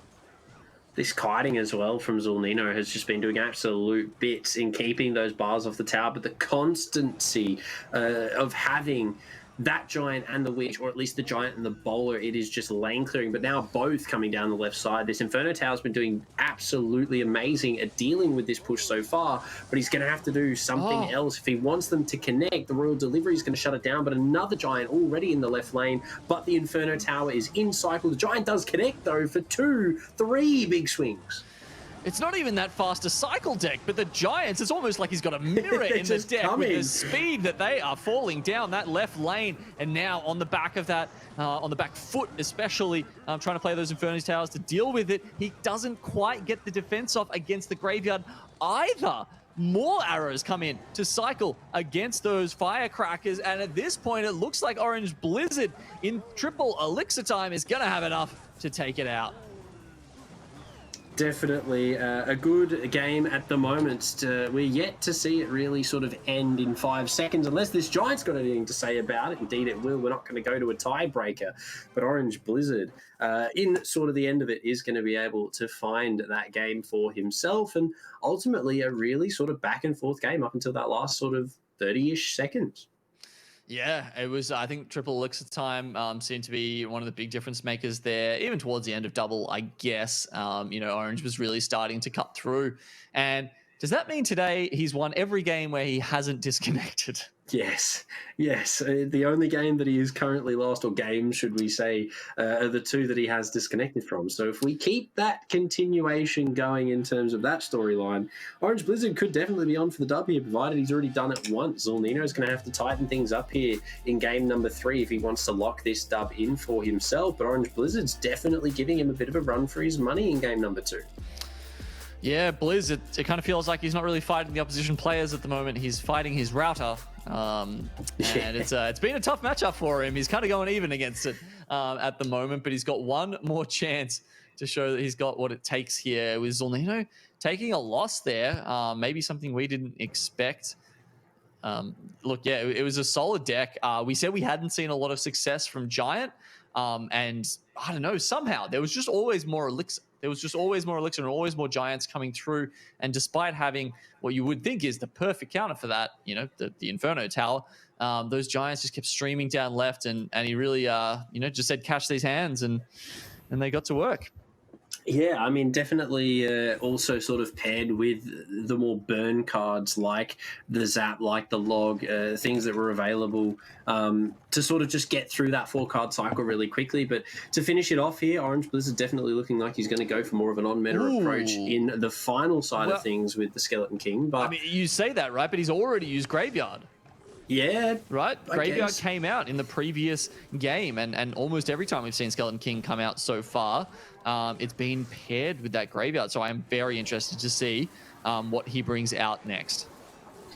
It definitely could be sort of just relying on the Skami to charge up the Skeleton King in this iteration. But yeah, having that Skami not available is going to be a big point of call. But with this Fisherman, it's definitely shaping up to possibly be something along the lines of a tank that we could see in the final sort of 3 cards here for Orange Blizzard as well. Keep in mind, a lot of the spells have been used early on here. So Poison is still available for Zolnino, but the Hunter, a card we haven't seen a lot of, we have seen a fair bit, but not a lot of, is going to come out behind to pair up with this Skeleton King. And this is going to be an interesting set of decks, I think.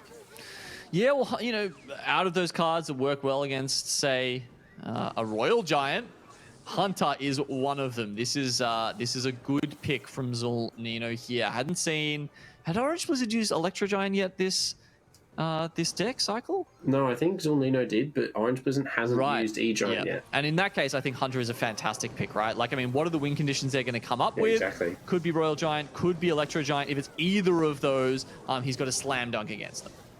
Yeah, 100%. 100%. But at the moment, speaking of slam dunking, Zolnino on this left lane, just completely shutting down the RG, everything behind it, and everyone else that wanted to come to the party, it's all gone. But we go into double Elixir. The Graveyard shows itself here for the first time in this matchup. The Skami, though, to counter, the arrows are going to deal with that relatively quickly, and they're going to get some hits off before they get dealt with.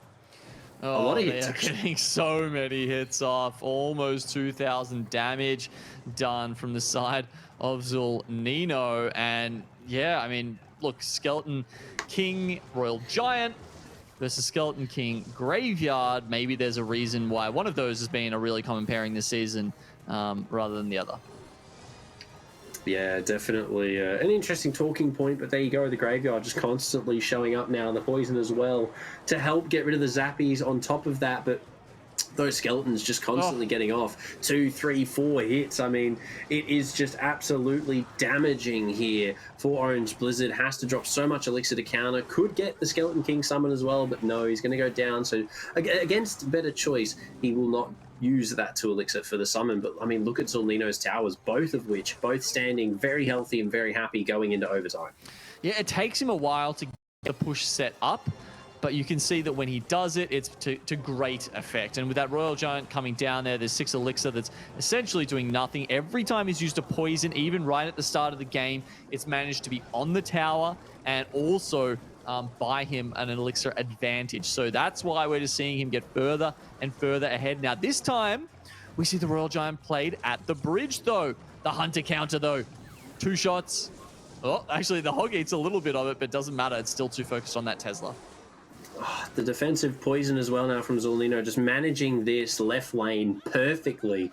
Even with the tank on the board and not having the Tesla down, it was just gone. The Hunter, a great read, but it is the Royal Giant again at the bridge, aggressively trying to get as much damage on this tower. But again, the Hunter there to counter. I mean, things for Zolnino could not be better at the moment in terms of the defense side.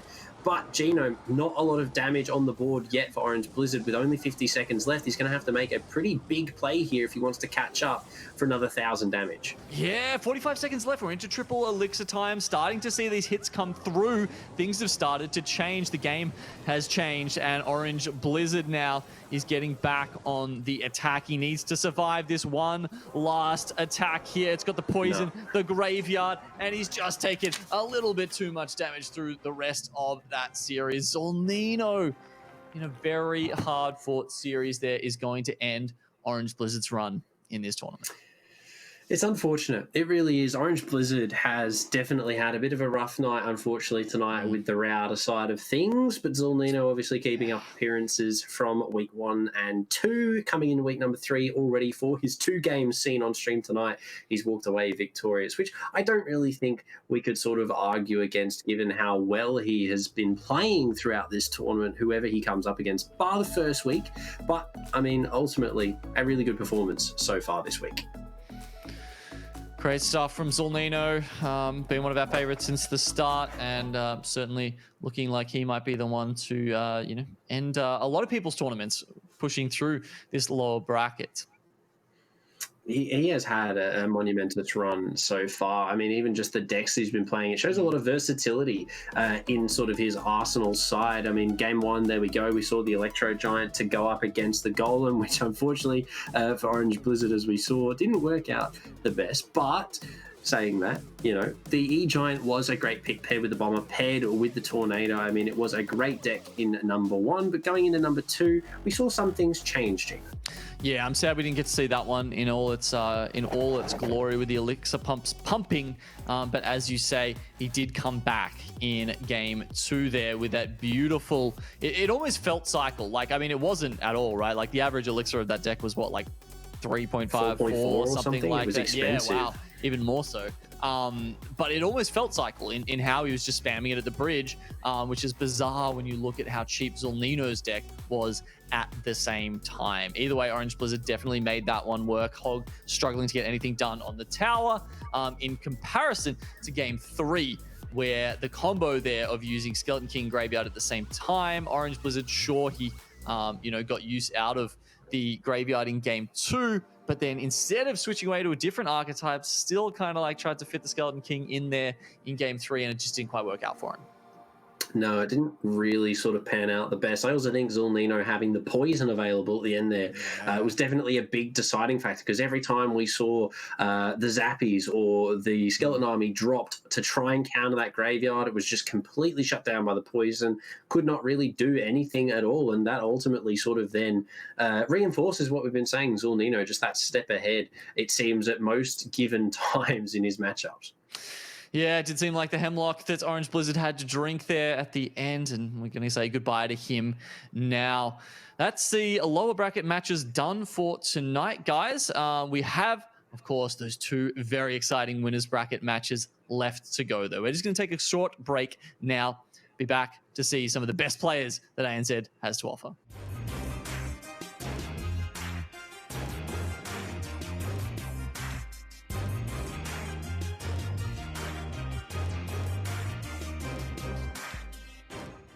My world is my storytelling. My world is diverse. Our world. My world is astrophysics. It's always been a dream of mine. I don't know what my career pathway will be. I approach architecture from the point of view of my culture. I want to contribute to my people. It's a way I can give back. I want to change the perception of engineers. I want to take my tohu home when I graduate. Right now, it's about me. And this is my chapter.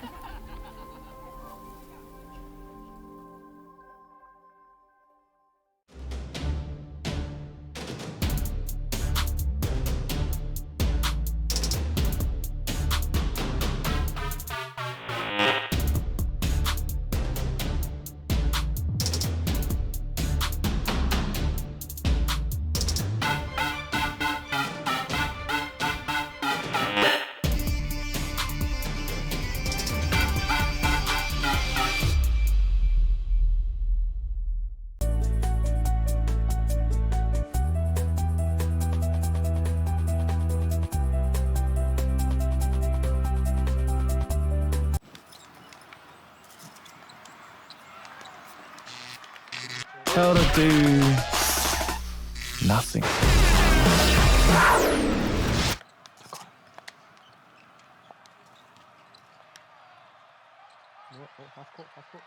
Gaming is a great way to do nothing with your mates. Best part is, you can pretend you're in the NBA.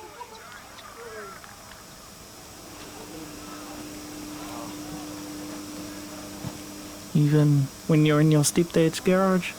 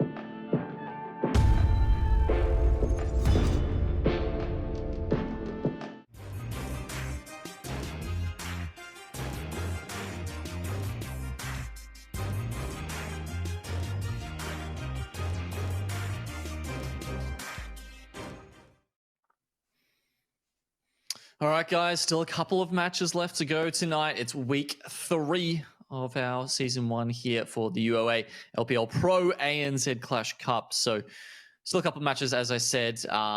We do have one losers bracket match still left to go with that one forfeit, so a little bit of ahead of schedule. But that's fine. We just get to see some of these sick matches even sooner, Proto. And next match that we have, actually, sorry, I must have bumped my mic when I took a drink, is going to be an interesting one, I think. Obviously, Felipe we've yet to see play tonight. SB we have seen already this evening, unfortunately. Fortunately, walking away with the dub. But Felipe, I think, is definitely going to be an interesting combatant, provided 2,000 trophies different genome is a bit of a stark difference. Well, look, I don't know. Maybe Felipe's had some stuff to take care of, right? I mean, the fact that he's lower in trophies than me right now probably says that he's not actively playing the ladder, I would imagine. And, look, obviously to get to this point in the tournament, that's not a 5,500 trophy player, right? No. Definitely not. Definitely not. Or is it? Should I be hanging up the mic and entering next season Proto? Yeah, maybe. I mean, I don't know. We've seen great things from Felipe so far. Yeah. And I mean, he did have some pretty tough challenges in the first couple of weeks. So unfortunately, he's found himself in the lower bracket at the moment. But provided, I think, similar to Zulnino, if he can continue out what we saw from him in the first couple of weeks, Felipe can definitely sort of find himself to be, I'd imagine, one of those sort of top contending players. Obviously, we do still have a couple of players from the upper bracket to be knocked down into the lower bracket side of things to fight their way through for obviously the chance at then going back up to the upper bracket for the finals. But at the moment, Felipe has definitely sort of shown that he does have the ability to find himself in a position to make that kind of play. Yeah, look, he's going to have 3 games to try and work that out very soon, Proto. And look, we've seen a couple of games go the distance today. It's really fun, really nice to see that. And I think as we kind of get further and further through the tournament, we're seeing that more. I think what we're also seeing more of is, players understanding how the dual format sort of works, as it goes throughout that series. And as we have a look at game 1 here, you can sort of think about that and how, you have to be a little bit strategic about which cards you bring out first. Do you really want to waste that lightning straight up if you're going to come up against an Inferno Tower deck later or an Archer Queen deck, something where that's going to be of greater use? It's almost like a sub-meta, isn't it? Like, card management, as opposed to just being allowed to play whatever you want for every matchup. But at the moment, in terms of the card management, we've seen a pretty interesting sort of standard starts for both sides. SB bringing the Electro Spirit, which is one that we haven't seen work, or at least that we've noticed to too much avail. But Zappies and the P.E.K.K.A. from Felipe early on here, paired with the Dark Prince, is an interesting start. Okay, Archer Queen. He's going to use the Cloaking Cape there to drop the aggro. Unfortunately, the log is like a microsecond too late. And while that does mean that P.E.K.K.A. gets a shot onto the Archer Queen, he still does manage to defend the tower. This Ram Rider... Oh no, did that not get shocked before it got the full headbutt there on the tower? Yeah. Connected with the charge, which unfortunately for SB means he's going to take a lot of that early on damage. But yeah, the P.E.K.K.A. paired with the Prince and the Ram has definitely been a deck that we've seen already, not only tonight, but in previous play days as well, Genome. And so far, it definitely seems like it's sort of having a great effect. But the Mortar from SB is set to make things a whole lot more interesting. Yeah, first time tonight, we're going to see the Mortar come out. In previous weeks, we have... This is a very heavy Mortar deck as well, though, right? Like, I mean, unless those last 2 cards are, Skeleton Spirit, something spammable, often you'll see Mortar used because you can just cycle it so damn fast. But today, we're seeing it having a little bit more backup, and I don't know, do you think that's a good thing, a bad thing against this kind of P.E.K.K.A. Prince Ram Rider deck? It's an interesting deck in the fact that we have to see it played more defensively as opposed to offensively, but that is a great lightning to make things a bit more interesting. But the Electro Spirit, actually the card that we doubted somewhat at the start, is there to get rid of the Ram Rider before that damage comes out. And the Miner shows up early on here in the sort of cycle style of things, but is it too late, Gino?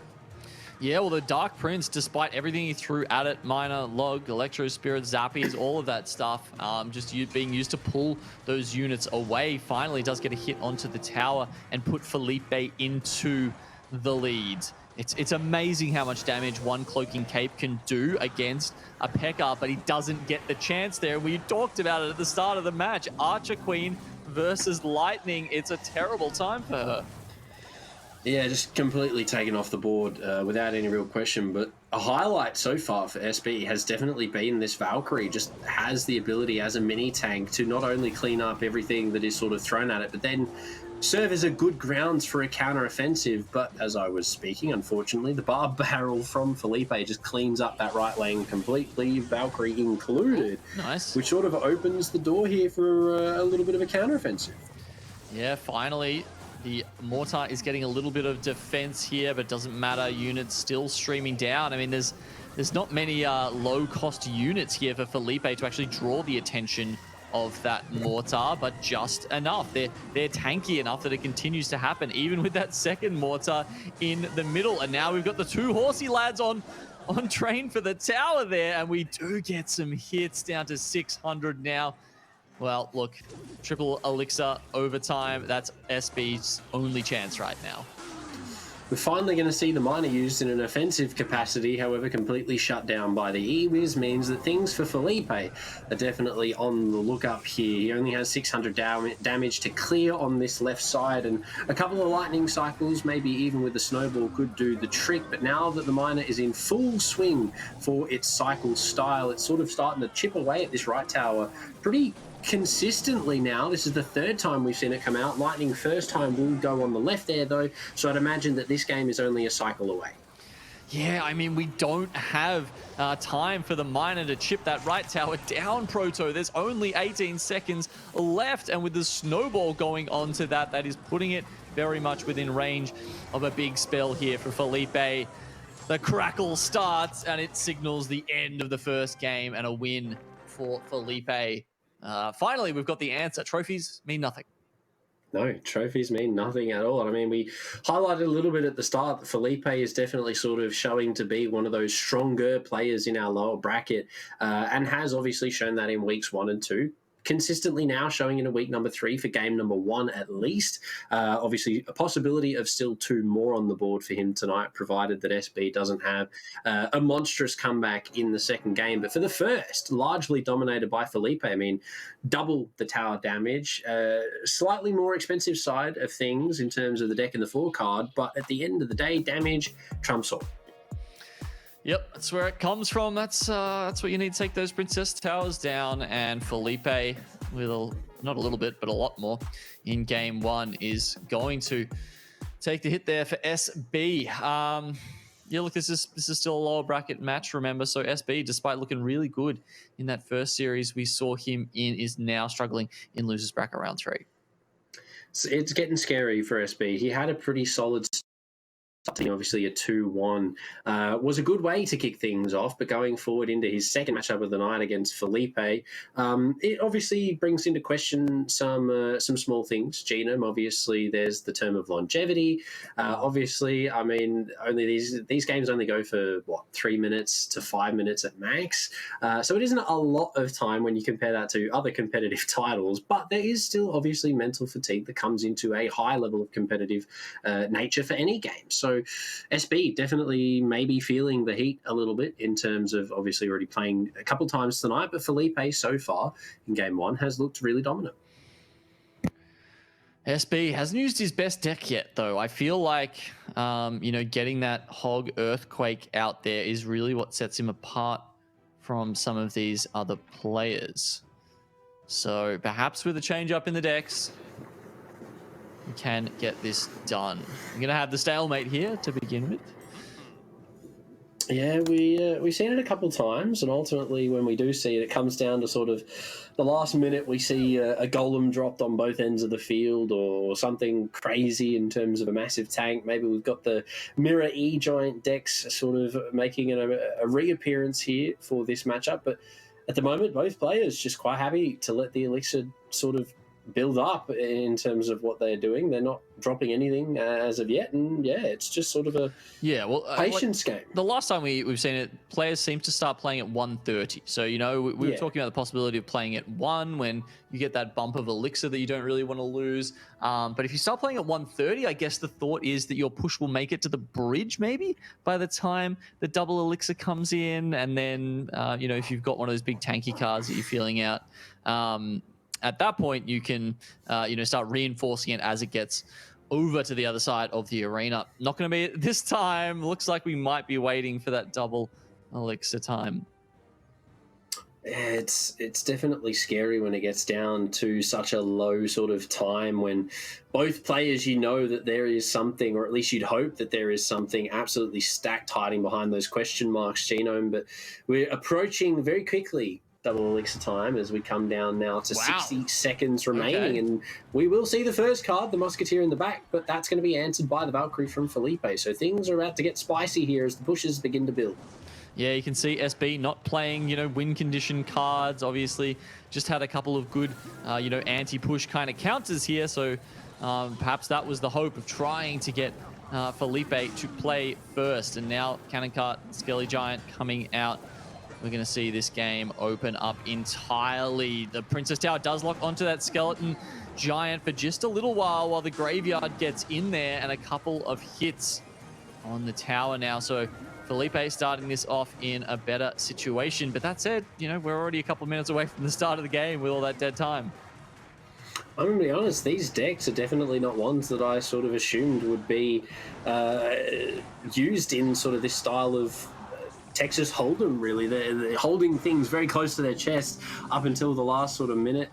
And I was expecting something along the lines of the Golem or the P.E.K.K.A. but, no, we got the Giant Skeleton Graveyard with the Valkyrie, and on the other side we got, the Graveyard Dark Prince, which doesn't even have, like, the Royal Giant or the Skeleton King. So it's an interesting sort of setup from both sides. Yeah, we knew it had to be some sort of win condition card there. SB hadn't played anything else, so the Graveyard does come out eventually. It's on both sides, of course, but they do both have, some arrows to deal with that. The Valk, the Dark Prince, those kind of splash ground units. You want to just have in the back next to the tower when the skeletons start popping up. Yeah, it's going to be scary with the Fireball in play here too, because that damage on this left side is going to start mounting more and more, especially now with a couple of those hits from the Skeletons connecting. So coming down to the final minute, the counter Graveyard though on the right side with the Dark Prince as well. Felipe's going to have to have a pretty good defense here if he wants to hold this lead. No champion cards on either side of our second game here between Felipe and SB is certainly an interesting little tidbit. Now, once again, we've got the Inferno Dragon backing this up. The Skeleton Giant has so much more health when he gets locked onto by the Princess Tower this time. And that does result in solid damage coming through. Not only that, it's the bomb going off and the lock from the Inferno Dragon. All of a sudden, from 0 to hero, Felipe is going to take out the series 2-0. I said it. Felipe has been very, very scary, and he's continuing that appearance. That second matchup there, just dominant. I mean, yes, it was close coming down to that last sort of overtime push on that right side, especially when that Graveyard connected those couple of times. But on the left side, I mean, that Giant Skeleton making it all the way home with the Inferno Dragon as well to finish things off. A great combination to sort of just finish off that second game, and ultimately Felipe bagging himself a very clean and very quick 2-0. Yeah, really solid there from Felipe. It's such a quick turnaround in that second game. I think that's the thing that surprises me most. That on top of the fact that we saw SB play earlier today, and, I was quite impressed by his play. So I was thinking that perhaps it'd be, a little bit more solid of a performance here. But, maybe if we look at the decks between these two players, we can work out why it all went wrong for SB. Yeah, look, unfortunately here for SB, game one, there was just not enough cycle going on. The Miner did not get to see enough play in the early stages, paired with the Mortar, obviously, and was played more of a defensive card, which sort of allowed Felipe to build a lot more up, get that Ram and that Dark Prince on tower on more than one occasion, and sort of just whittle away that left side ultimately until the tower then fell, which put him in a good position going into game number 2, but that's when the decks changed as well, Gino. Yep, we did see the change up there, and unfortunately didn't really help out SB any. It was a Graveyard v Graveyard sort of thing. That said, the rest of the decks did match up quite differently. We saw that Skeleton King was the preferred tank for Felipe to start getting that skeleton damage, once it took the aggro from the tower, and we saw that work maybe 2 or 3 times to fantastic effect. Yeah, especially with the death damage at the end there from the Giant Skeleton, really just sort of nailing that last couple of nails into that coffin, unfortunately, there. For SB, that is going to be the end of his run, and Felipe does live to fight another day, Gino. Yep, Felipe will be moving on, and so will we soon to our next match, of course, and this one is, in fact, the winner's bracket. So we've got Lemons. Now, if there is one player you want to look to learn from in this entire tournament, Proto, I would say it's Lemons. Yeah, just defensively. I mean, we did see that one sort of hiccup from him last week, I believe game 2. But, you know, coming before that, previously, he was almost completely undamaged in multiple of his matchups leading up into the one where we actually unfortunately did see him subside. But other than that, his defensive ability throughout this tournament has been impeccable, to that of some of the best defense that we have seen, if not the best defense that we've seen in this tournament. So this is going to be a pretty difficult matchup, I'd imagine, for Default, who has also had a relatively good sort of showing so far. But Lemons is undefeated. Keep that in mind coming into tonight with a 100% win rate. He's looking good for it. Yeah, he is looking fantastic, not dropping a match so far. Default has always come out with the win. And look, it's certainly a win to get the Valkyrie in the right spot there, forcing that miner to get no damage onto the tower. But yeah, look, he's won the series overall. Okay, Valk Hog. Once again, we're seeing that, but it's the cannon to come out in contrast to the bats that are on top of it, and a prince as well. Okay. An interesting choice from Lemons, but again, we see him favour the more cycle style of things with the one off tank card. Can the Prince get a charge? But no, Default with the skeletons to finish it off. A lot of Elixir traded there, but Default actually comes out on top. This is a big counter push from Lemons on the left side, just very well dealt with. Yeah, I mean, Valkyrie was perfect for that, right? I mean, you could see the thought behind the wall breakers coming out. They were like, oh, we've got a pseudo tank coming in here with the extra hogs making their way to the tower, but unfortunately had the perfect response for it. And this mega minion, is he lost? He's running around. Looks like he doesn't know what he's doing. Yeah, unfortunate. The Musketeer might be on for some shots here unless something can come out. But that's a great Fire Spirit to just shut those bats down. And it's actually going to cost the wall breakers as well to kite that Musketeer's damage. So Lemons, we speak about his defense being impeccable, but I mean, it's been a little bit I'm trying to think of a nice word, but it's been a little bit on the lacking side tonight in terms of his trades back and forth. Well, I mean, you say that. The log that he just put in there, unopposed was the first damage he's taken. So, I mean, I guess we've got pretty high standards for Lemons, is the takeaway there. Yeah, look, I mean, the Fire Spirit came out. That was a fantastic prediction by Default to do that, but Lemons still had a plan B. Those wall breakers were there to tank the shots, and regardless of that, he managed to make it work. And now, all of a sudden, he's on the offensive. Lots of big units here. The Mega Knight actually getting kited sort of slightly by the Hog, but the Hog definitely in no way, shape, or form is going to start getting damage on that tower. So at this point, I'd say Lemons' reputation is still very much intact. Very much so, but with that Valkyrie looking to activate the King Tower, unfortunately the Mega Knight Slam isn't going to find that splashed radius and connect to the King Tower, and it is going to be somewhat of a counter on both lanes here, heavily favouring the right though, but the cannon just there, Lemons ready on the trigger, but the Hog actually gets through for one, but look at the left side, Miner going to work, Prince coming in now as well. This is going to be a first OT game here, but at this point, Lemons on the defense is still looking really good. Finally drawn a little bit of blood. Splitting these cards across each tower does seem to favor Default somewhat, starting to get through with the Hog now, even actually taking the lead after that. And the quick cycle cards coming through for Default there. Look, they're dealing with it, but are they dealing with it fast enough? Finally, we see that Earthquake revealed, and that is going to do even more damage. So Lemons, has the lead there for 10 seconds, but all of a sudden it goes back the other way.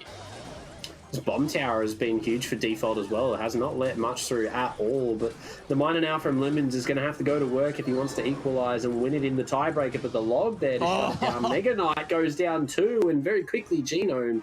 Things are in Default's hands, but for how long? There's still plenty of time left to make a dent in the armor here for Lemons. Oh, no. The cannon just not connecting, the misplace, and the Hog's good for one swing.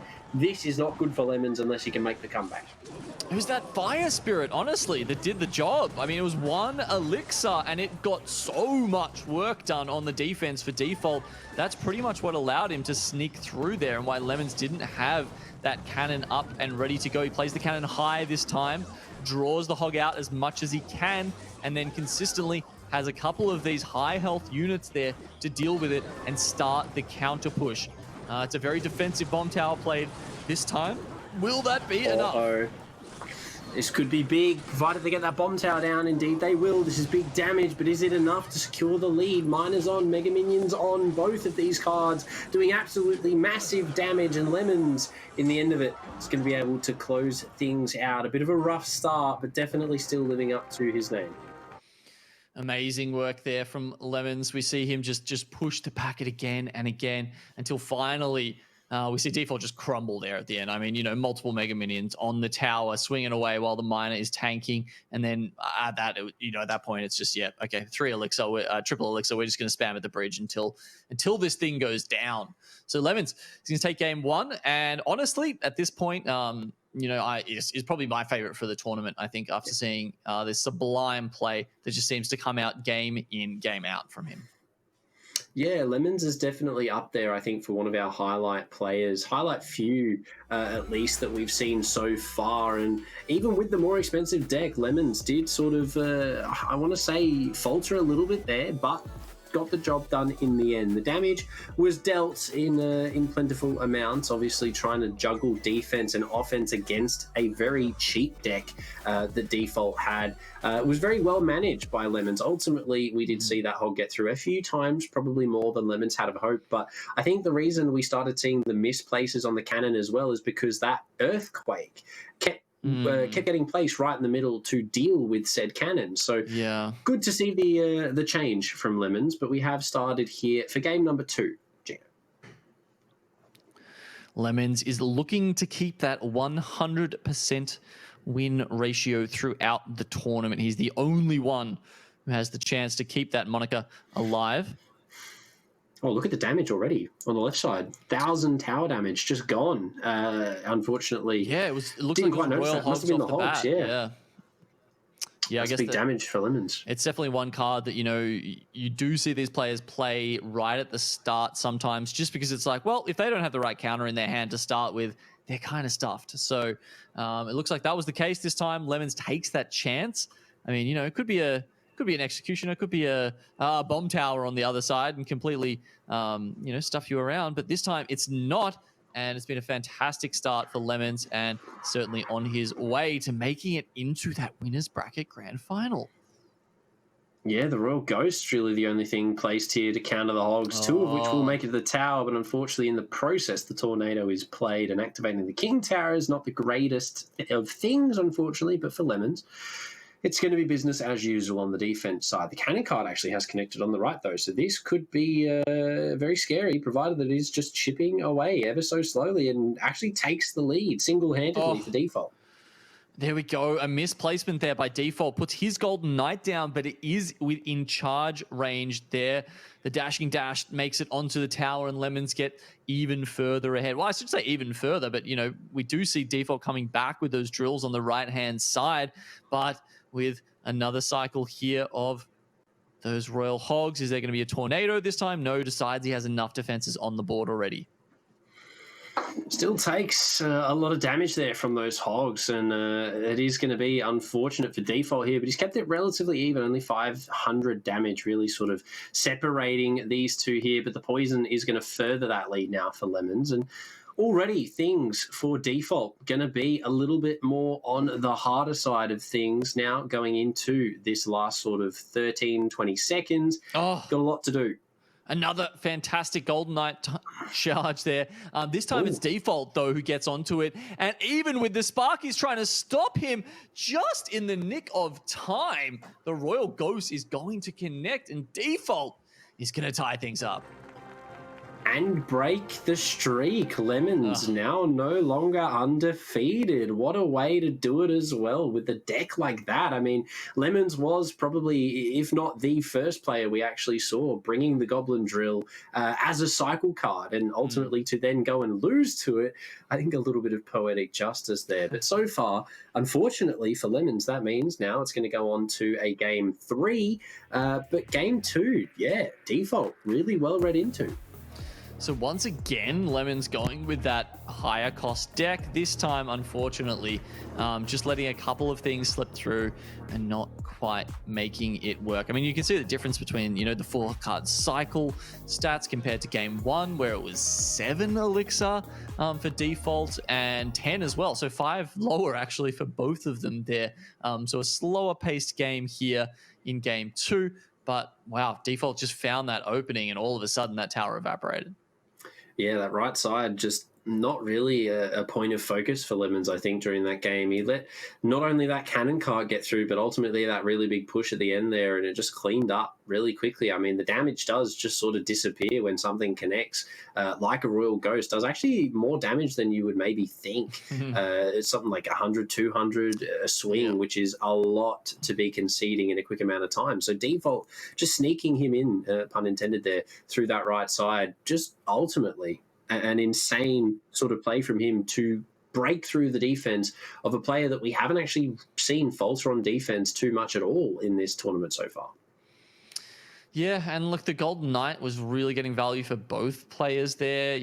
Several times we saw it sneak through, not only clean up things, but then also get onto the tower where, it's so slow to walk up to them. But yeah, if it gets a dash onto the tower, all of a sudden, it's really just pounding away at it. So, all right, considering what we've seen in those, those first 2 matches here in the decider, Proto, what do we think might be coming out?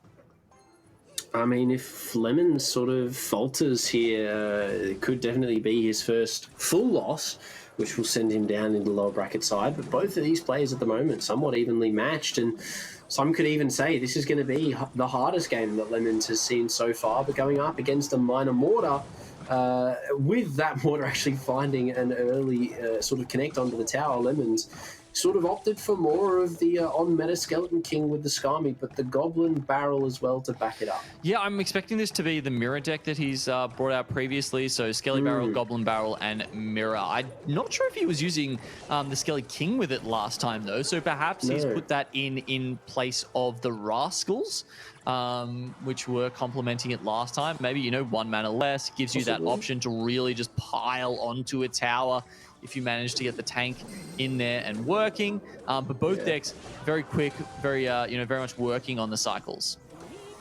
Yeah, there you go. The Mirror does come out, and it's actually the Skeletons and Goblins to connect for a whole chunk of damage. But on this left side, had the bats not been played, that Skami was about to go to work. 2 lanes now full of cards. Left for bats, right is going to be countered. So there is the Rascals. So no, the Skeleton King is not replacing the Rascals this time, but instead something else. Maybe, what was it, the Valk or something I want to say, possibly? I might be very wrong in saying that. But either way, there's definitely been some switch arounds here for Lemons. Yeah, going in addition, and you can see, doesn't quite time that snowball. If I read those patch notes correctly, Proto, if you like get the snowball frame perfect, I think the Goblin Barrel does no damage. Maybe I don't know. It's something that I've seen attempted. Yeah, it's something I've seen attempted, but I haven't seen it work too much just yet. Now this mortar, speaking of not working just yet, has definitely not had the best showing this game. But there we go. The first time we've seen the Skeleton King actually get the summon off before being taken down. Yeah, it's not enough. The Knights played in a conjunction there with the Archer Queen, and this could be a big push. Okay, the Skami does get the surround and actually is pretty damn effective there. Let's see if he gets it this time. No, still 1, and this time we've got the Mirror there to follow up, and a couple of big hits from those level 13 Goblins is once again putting Lemons in the lead. 14 seconds left. We've got Fireball versus Poison if it comes down to those cycles. This point though, it's looking like we're going to go to overtime slightly, unless this Goblin can have anything to say about it. But no, Fireball, I'd imagine. There we go to finish things off for Lemons. Good games on both sides, and yeah, he's going to not go completely undefeated in terms of obviously the win rate now, but he is going to go undefeated still to some degree. Gino. Yeah, as far as the series go, yeah, absolutely. Yeah. Lemons got the number there. Yeah, it just felt like his deck was too fast. I think honestly at the end, I mean, you saw the double Goblin Barrel come out. It was only the one time, but that was enough to sort of do a bit more damage. And then honestly, yeah, by the time the next Goblin Barrel came out, we saw it, trying to play bats against it, just couldn't get through that. So even though their decks had the same 4-card cycle and same average elixir, yeah, it did feel like Lemons was getting through it a little bit faster. Then maybe that's just one of those, small differences when you're a pro and you can work out how to force the other player into playing the cards that they don't want to play, perhaps the more expensive cards, and in result, they don't have the snowball ready when you've got that next Goblin Barrel ready. Yeah, I mean, having the mirror as well, you can draw out that snowball and then sort of play the second one straight away with the mirror. But, I mean, game number one was definitely an interesting one deck-wise. Both teams sort of busting out something a little bit off for each of themselves. Lemons opting to sort of mix tank and cycle, trying to pair the Prince with the Mega Knight, as well as then having the Miner and the Wall Breakers paired with cards like the Cannon, like the Bats, as sort of those filler cycle cards, which does sort of play into his playstyle a little bit. And ultimately, we did see him take the dub there with it, but it wasn't enough to sort of cement him in mentally, I think, maybe to walk away with a quick 2-0, because game number 2, Default sort of came back. Yeah, Default did get the dub with game number 2 there. We saw the drill come out. It was that sort of paired with the Golden Knight and Royal Giant, which did it for him in the end. And you've got to remember, Lemons managed to get like 1,000 free damage at the start of this matchup too, and that still wasn't enough to put him ahead in game 2.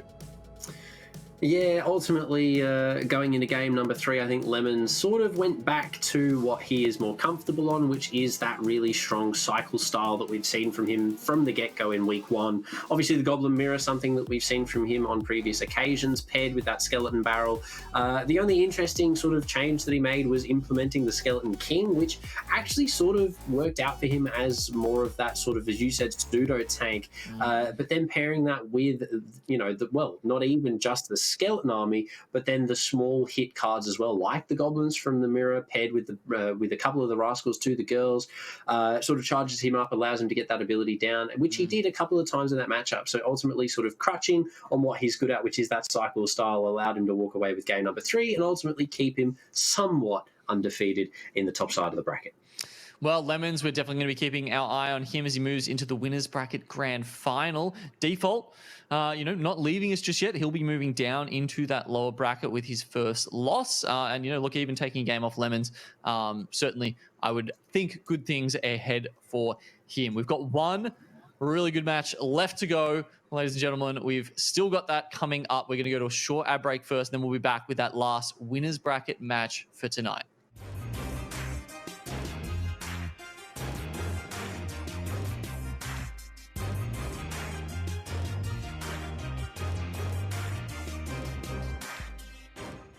My world is my storytelling. My world is diverse. Our world. My world is astrophysics. It's always been a dream of mine. I don't know what my career pathway will be. I approach architecture from the point of view of my culture. I want to contribute to my people. It's a way I can give back. I want to change the perception of engineers. I want to take my tohu home when I graduate. Right now, it's about me. And this is my chapter.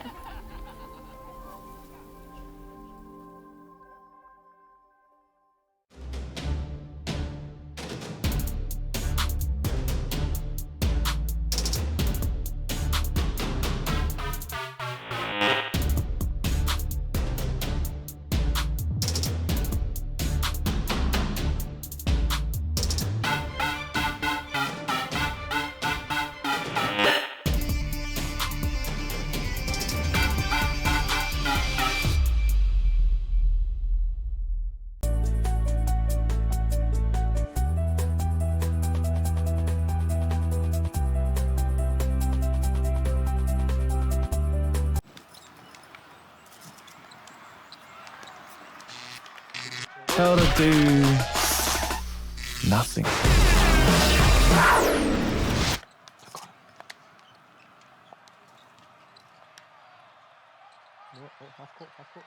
Gaming is a great way to do nothing with your mates. Best part is you can pretend you're in the NBA.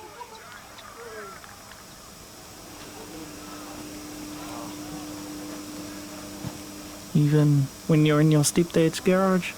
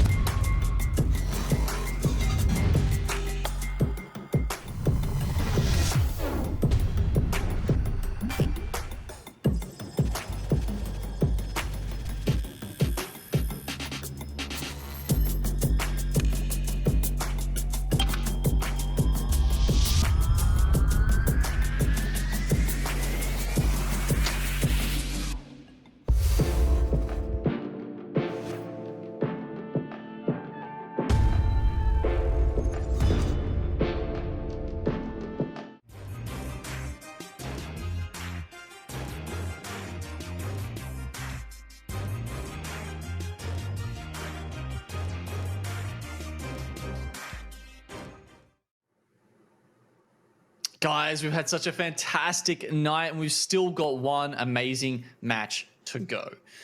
It's going to be our number 1 seed strutting his stuff, Fitchy versus Professor Live. And well, as you can see there, I guess Professor Live is our number 2 seed. So who knows? Is this a preview of what is to come in the grand final, Proto? Who knows?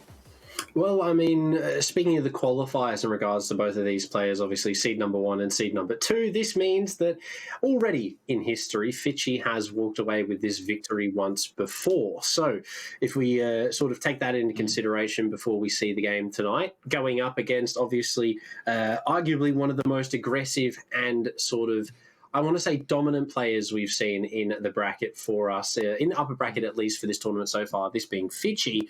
Not only has Professor Live already subsided the one time, he now has to go up against, I would say, arguably one of the, if not the most top-rated player for our bracket so far. Definitely one of the scariest players, I think, going into this matchup. It's probably going to be a highlight. Yeah, I think it's going to be a fantastic match as well. You know, we're going to go straight into the first game and see what these players are going to throw at us. Even just trying to think back, are there any decks from either of these two players that stand out to you?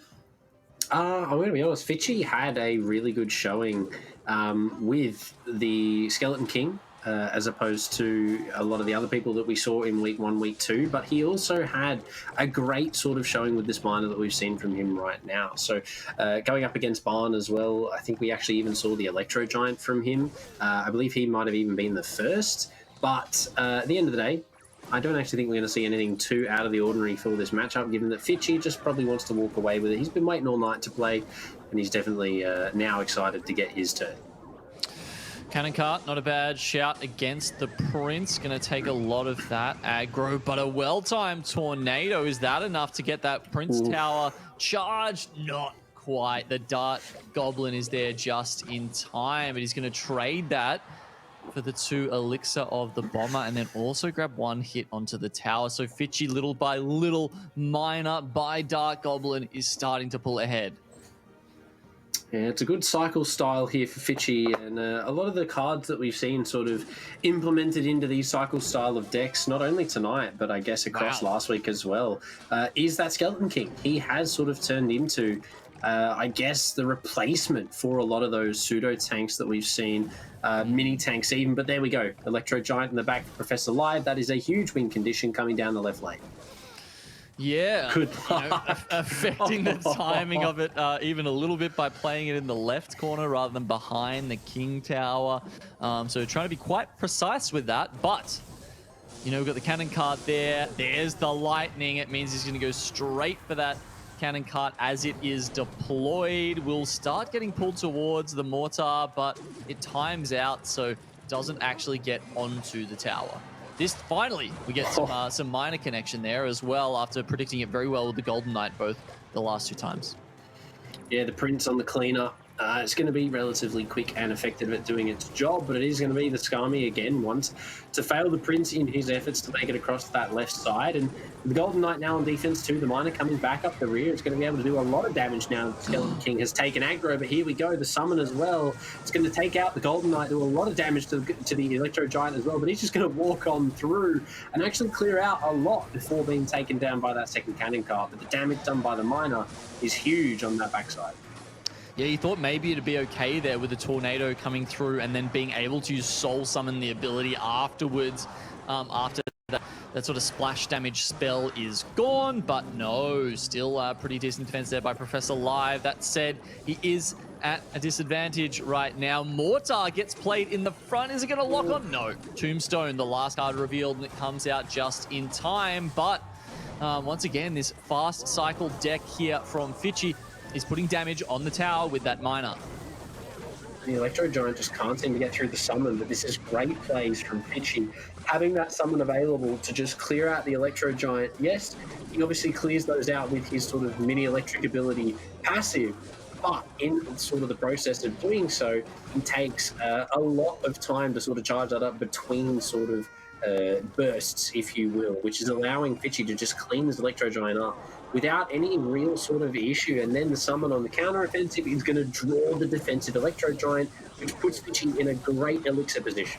Oh, the arrows come through. They'll get a little bit of damage as well as counter the Bomber there, and it feels like it's exactly that combo that has got Fitchy ahead so far, playing the Skami against the Prince there for a +2 elixir trade. But this time he does know it's coming. The Tornado comes out from Professor Live, but that's still not enough to get him on the tower.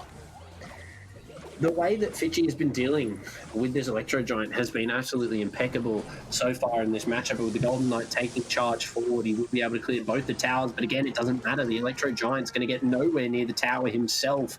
And again, the counter-offensive down the left here, this could come down to the tiebreaker, but the constant sort of placement of this Electro Giant means that at least Professor Live is sort of diminishing as much damage as he can from the tower. But again, the Miner just going to town, the Electro Giant gone again without any real effect. 10 seconds left. There's not much hope here, Dino. There's so many times that Miner has just managed to chip damage in, and it'll do it again as the game ticks down here, and Fitchy, little by little, pulled ahead. It looks like Professor just sort of gave him the dub there in the last 10 seconds, admitting defeat before it was quite over. But yeah, certainly the Miner was what got it done for Fitchy there. He just as you said, dealt with the Electro Giant so effectively, just sort of zigzagging his mortar and the cannon cart. So the Electro Giant was never really heading towards the tower, was never really in danger of that. And any damage that came through, honestly, just seemed to be that lightning. On top of that, just the amount of cards he had that were overwhelming.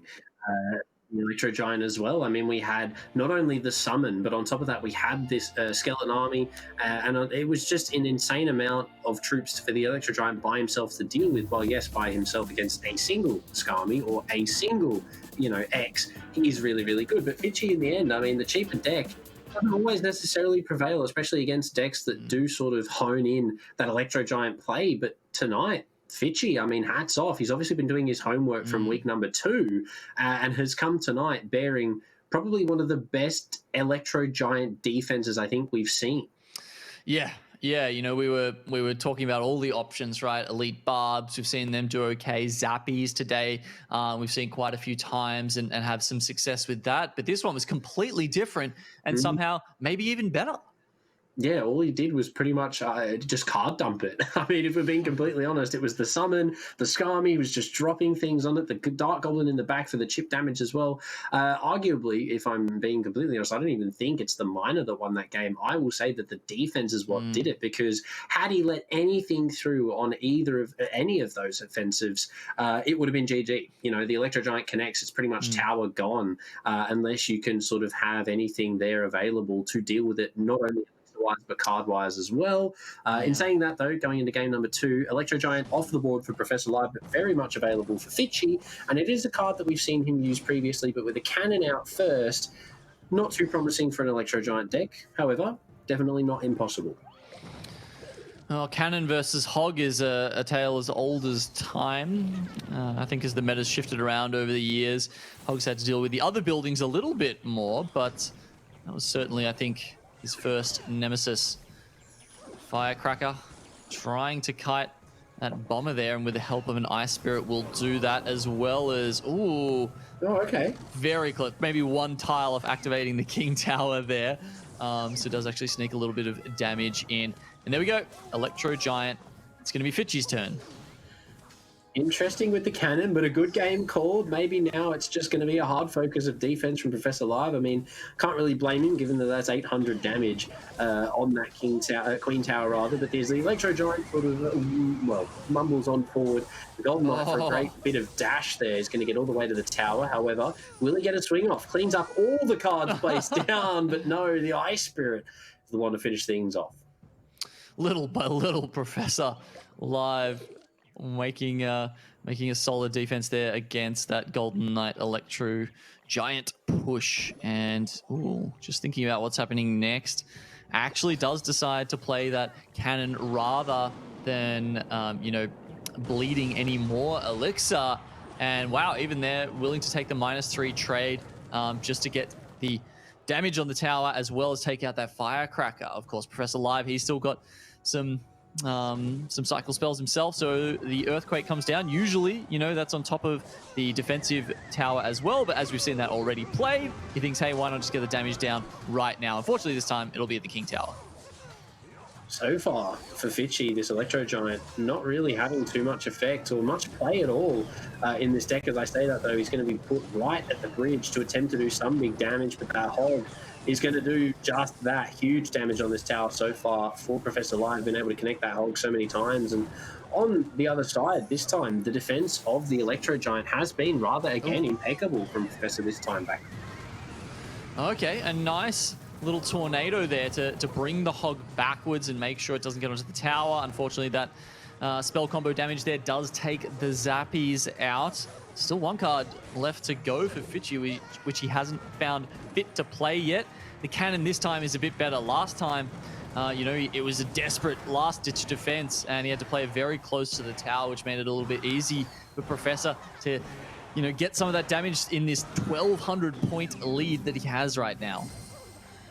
Here we go. The mirror finally comes out, and it's going to be the double Electro Giant coming down this right side. The Tesla will be there to at least slow it down, but the Hog Rider could cause big problems provided it isn't dealt with. It is going to be the Tornado and the Bomber to deal with that, but the first Electro Giant goes down. Tesla not available, but it's in cycle, so this might be the end for Fitchy just based on Elixir loss.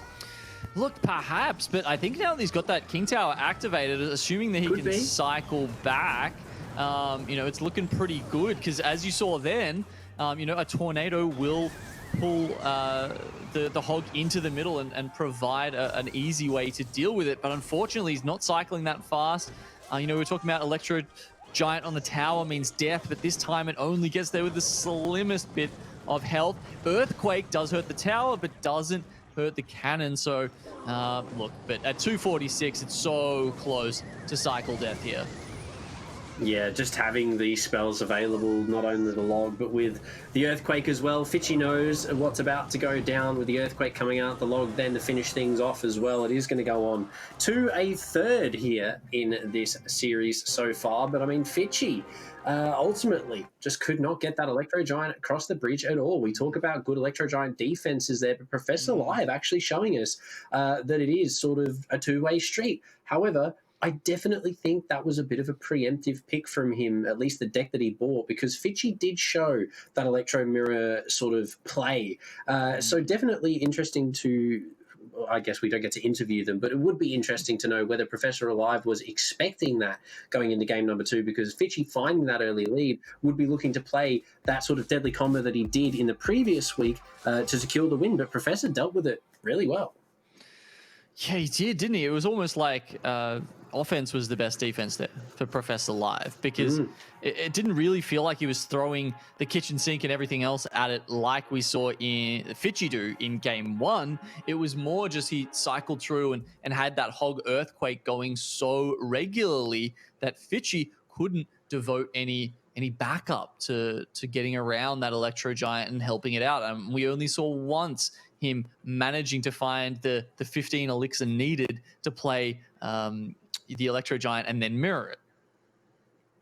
Yeah, it wasn't a combo, unfortunately, that we saw work maybe as well in previous. I also think that the mirror Electro Giant probably works a lot better provided you have, you're going up against, rather, should I say, a more expensive deck.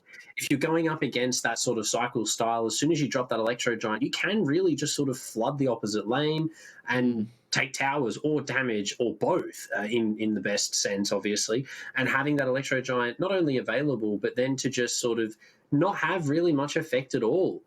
Definitely hurt Fitchy there in not only the early part, but the later part of that game when it came down to defending that Hog cycle that was just coming out so often from Professor Live. Fitchy could not really do anything about it, even if he wanted to. So really well read into by Professor Live. All right, game 3, our final one of the night. Electro Spirits for both players here. And I'm trying to think, where have we seen the Electro Spirits in the other decks tonight? Is that any kind of clue? You know, again, I like this Hunter pick, game 3. Haven't seen Royal Giant. Seems to make some sort of sense. Ooh, that sucks a little bit to have the Fireball versus the Flying Machine matchup. That's always some easy tower damage. I think we could definitely be seeing the Royal Giant here, possibly from Fitchy, given that it sort of fits into the style that he really enjoys. The Arch Queen sort of further adds on to that sort of suspicion, especially now with the Giant Skeleton 2. But, I mean, they're going to have to deal with what's on their side of the board right now. Fitchy has got the defense available with the Archer Queen and the death damage from this bomb, however, not connecting at all. It is going to have to draw out one more elixir to counter that, and Professor Live with a pretty solid elixir lead right now. The Cloaking Cape, it's in time, but it's not going to get the full damage done. I mean, it's devastating if you can do maybe 1,000 damage, I think, something around that kind of area if you get that onto a tower. But the pushback from the Fireball using every little trick in the book. Yeah, really well done. And there you go, Royal Giant like suspected here from Fitchy. And it is going to have to be the Goblin Cage at his feet to slow that down and ultimately stop it from even getting a shot off. The Zappies just seem to be the go-to choice for the anti-tank for most of these players, not only tonight, but in the rest of the tournament, if you look back, Genome. So Zappies really sort of showing their own benefit, we could say. They've done a good job tonight. The RG there, yeah, I mean, he got shoved back by the Goblin Cage. Just, I don't know who approved that development, but it seemed a little bit harsh. The fireball goes out, but just as he's done that, it's the Hogs on the other side. Luckily, the splash damage coming through from the Hunter. The Hunter is good enough. So both players here, it's a really tight one here in our final game of the night. They're defending well, barely any damage on the towers. It's 100 here, 100 there. It's going to be who can chain that together the most. It's Professor Live actually leading right now. The fireball is in cycle. Those Hogs are going to be dealt with relatively quickly. Some damage dealt, but at the same time, in saying that, not a whole lot going for both players going into the first set of overtime here.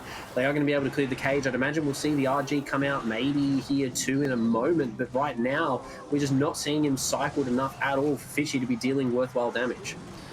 Okay, the King Tower is activated, of course, so this Fisherman in the middle has got lots of targets to pull in and get taken down by the static defenses. That said, the Hogs, they connect on the right-hand side. We're under 2,000 now, and Professor Live has taken the lead. Looking really good in this so far. Keep in mind, this is the final game of the evening. There's no second chances after this, Genome, so Fitchy's going to have to dig deep here and connect on this right tower if he wants to find anything in max OT. He's got the Hunter going right.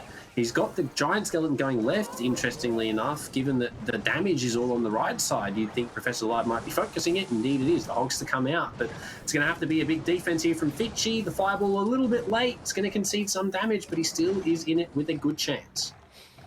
Yeah, with no building on the side of Fitchy, it's a risky one to take on, considering the other player could have any kind of tower-focused units, and we can see that the Hogs, without something to draw them away, are definitely getting their damage in time and time again. 50 seconds now. The Cloaking Cape does come out at the right time. That'll deal with the push on the left, but what about on the right?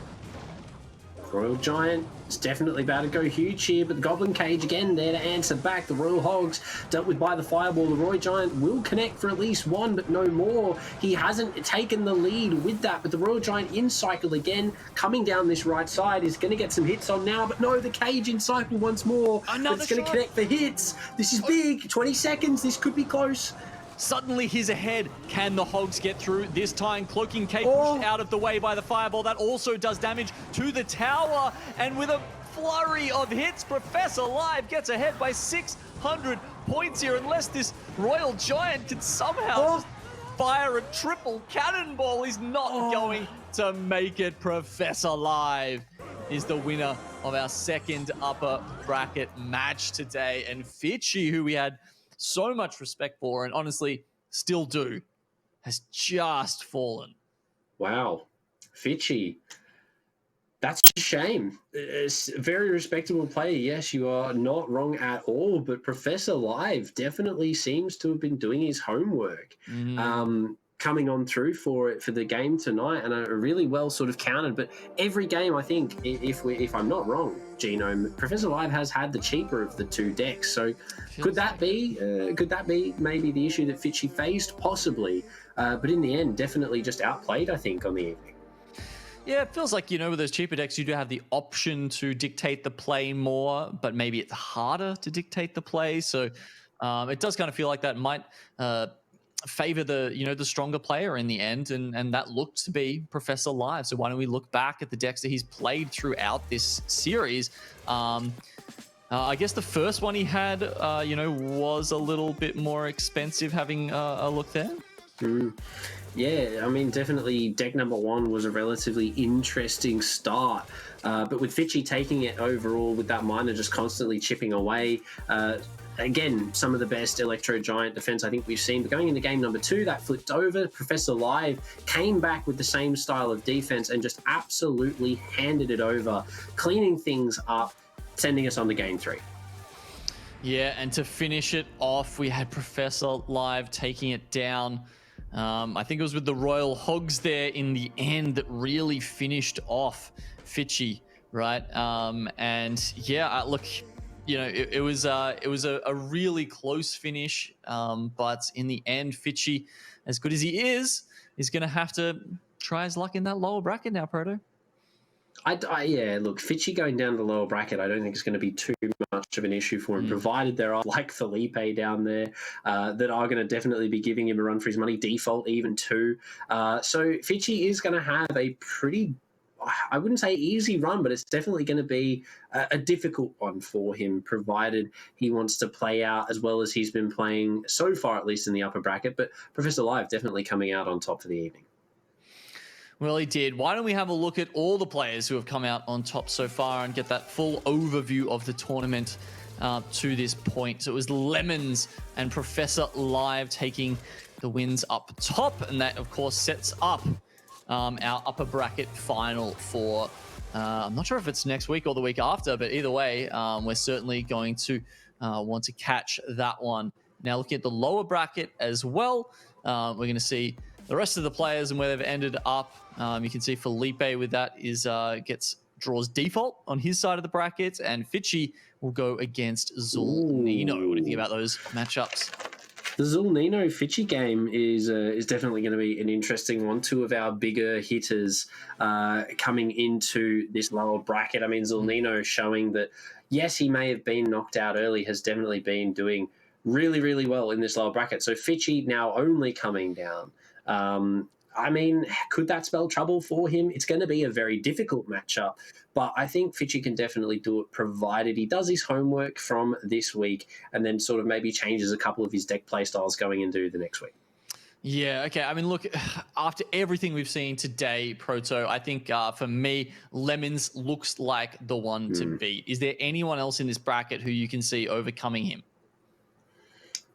If I'm being honest, if Zulnino can continue on through this lower bracket, make it all the way, I definitely think Zulnino's playstyle could sort of hurt what Lemons is bringing to the party. But at the same time, he still has to fight through a lot of very capable opponents to make it that far. So whether or not he does, a completely different storyline for us to sort of look into next week, Genome. But other than that, Lemons is definitely, I think, in the driving seat for the upper bracket at the moment. Okay, well, there's the dark horse pick coming out from Proto.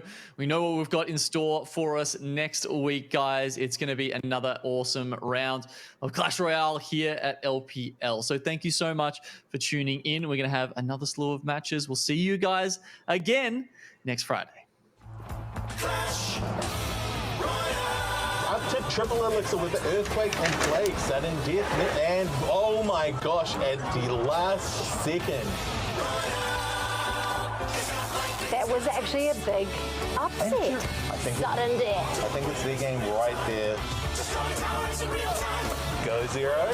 There you have it. Congratulations, what a great game.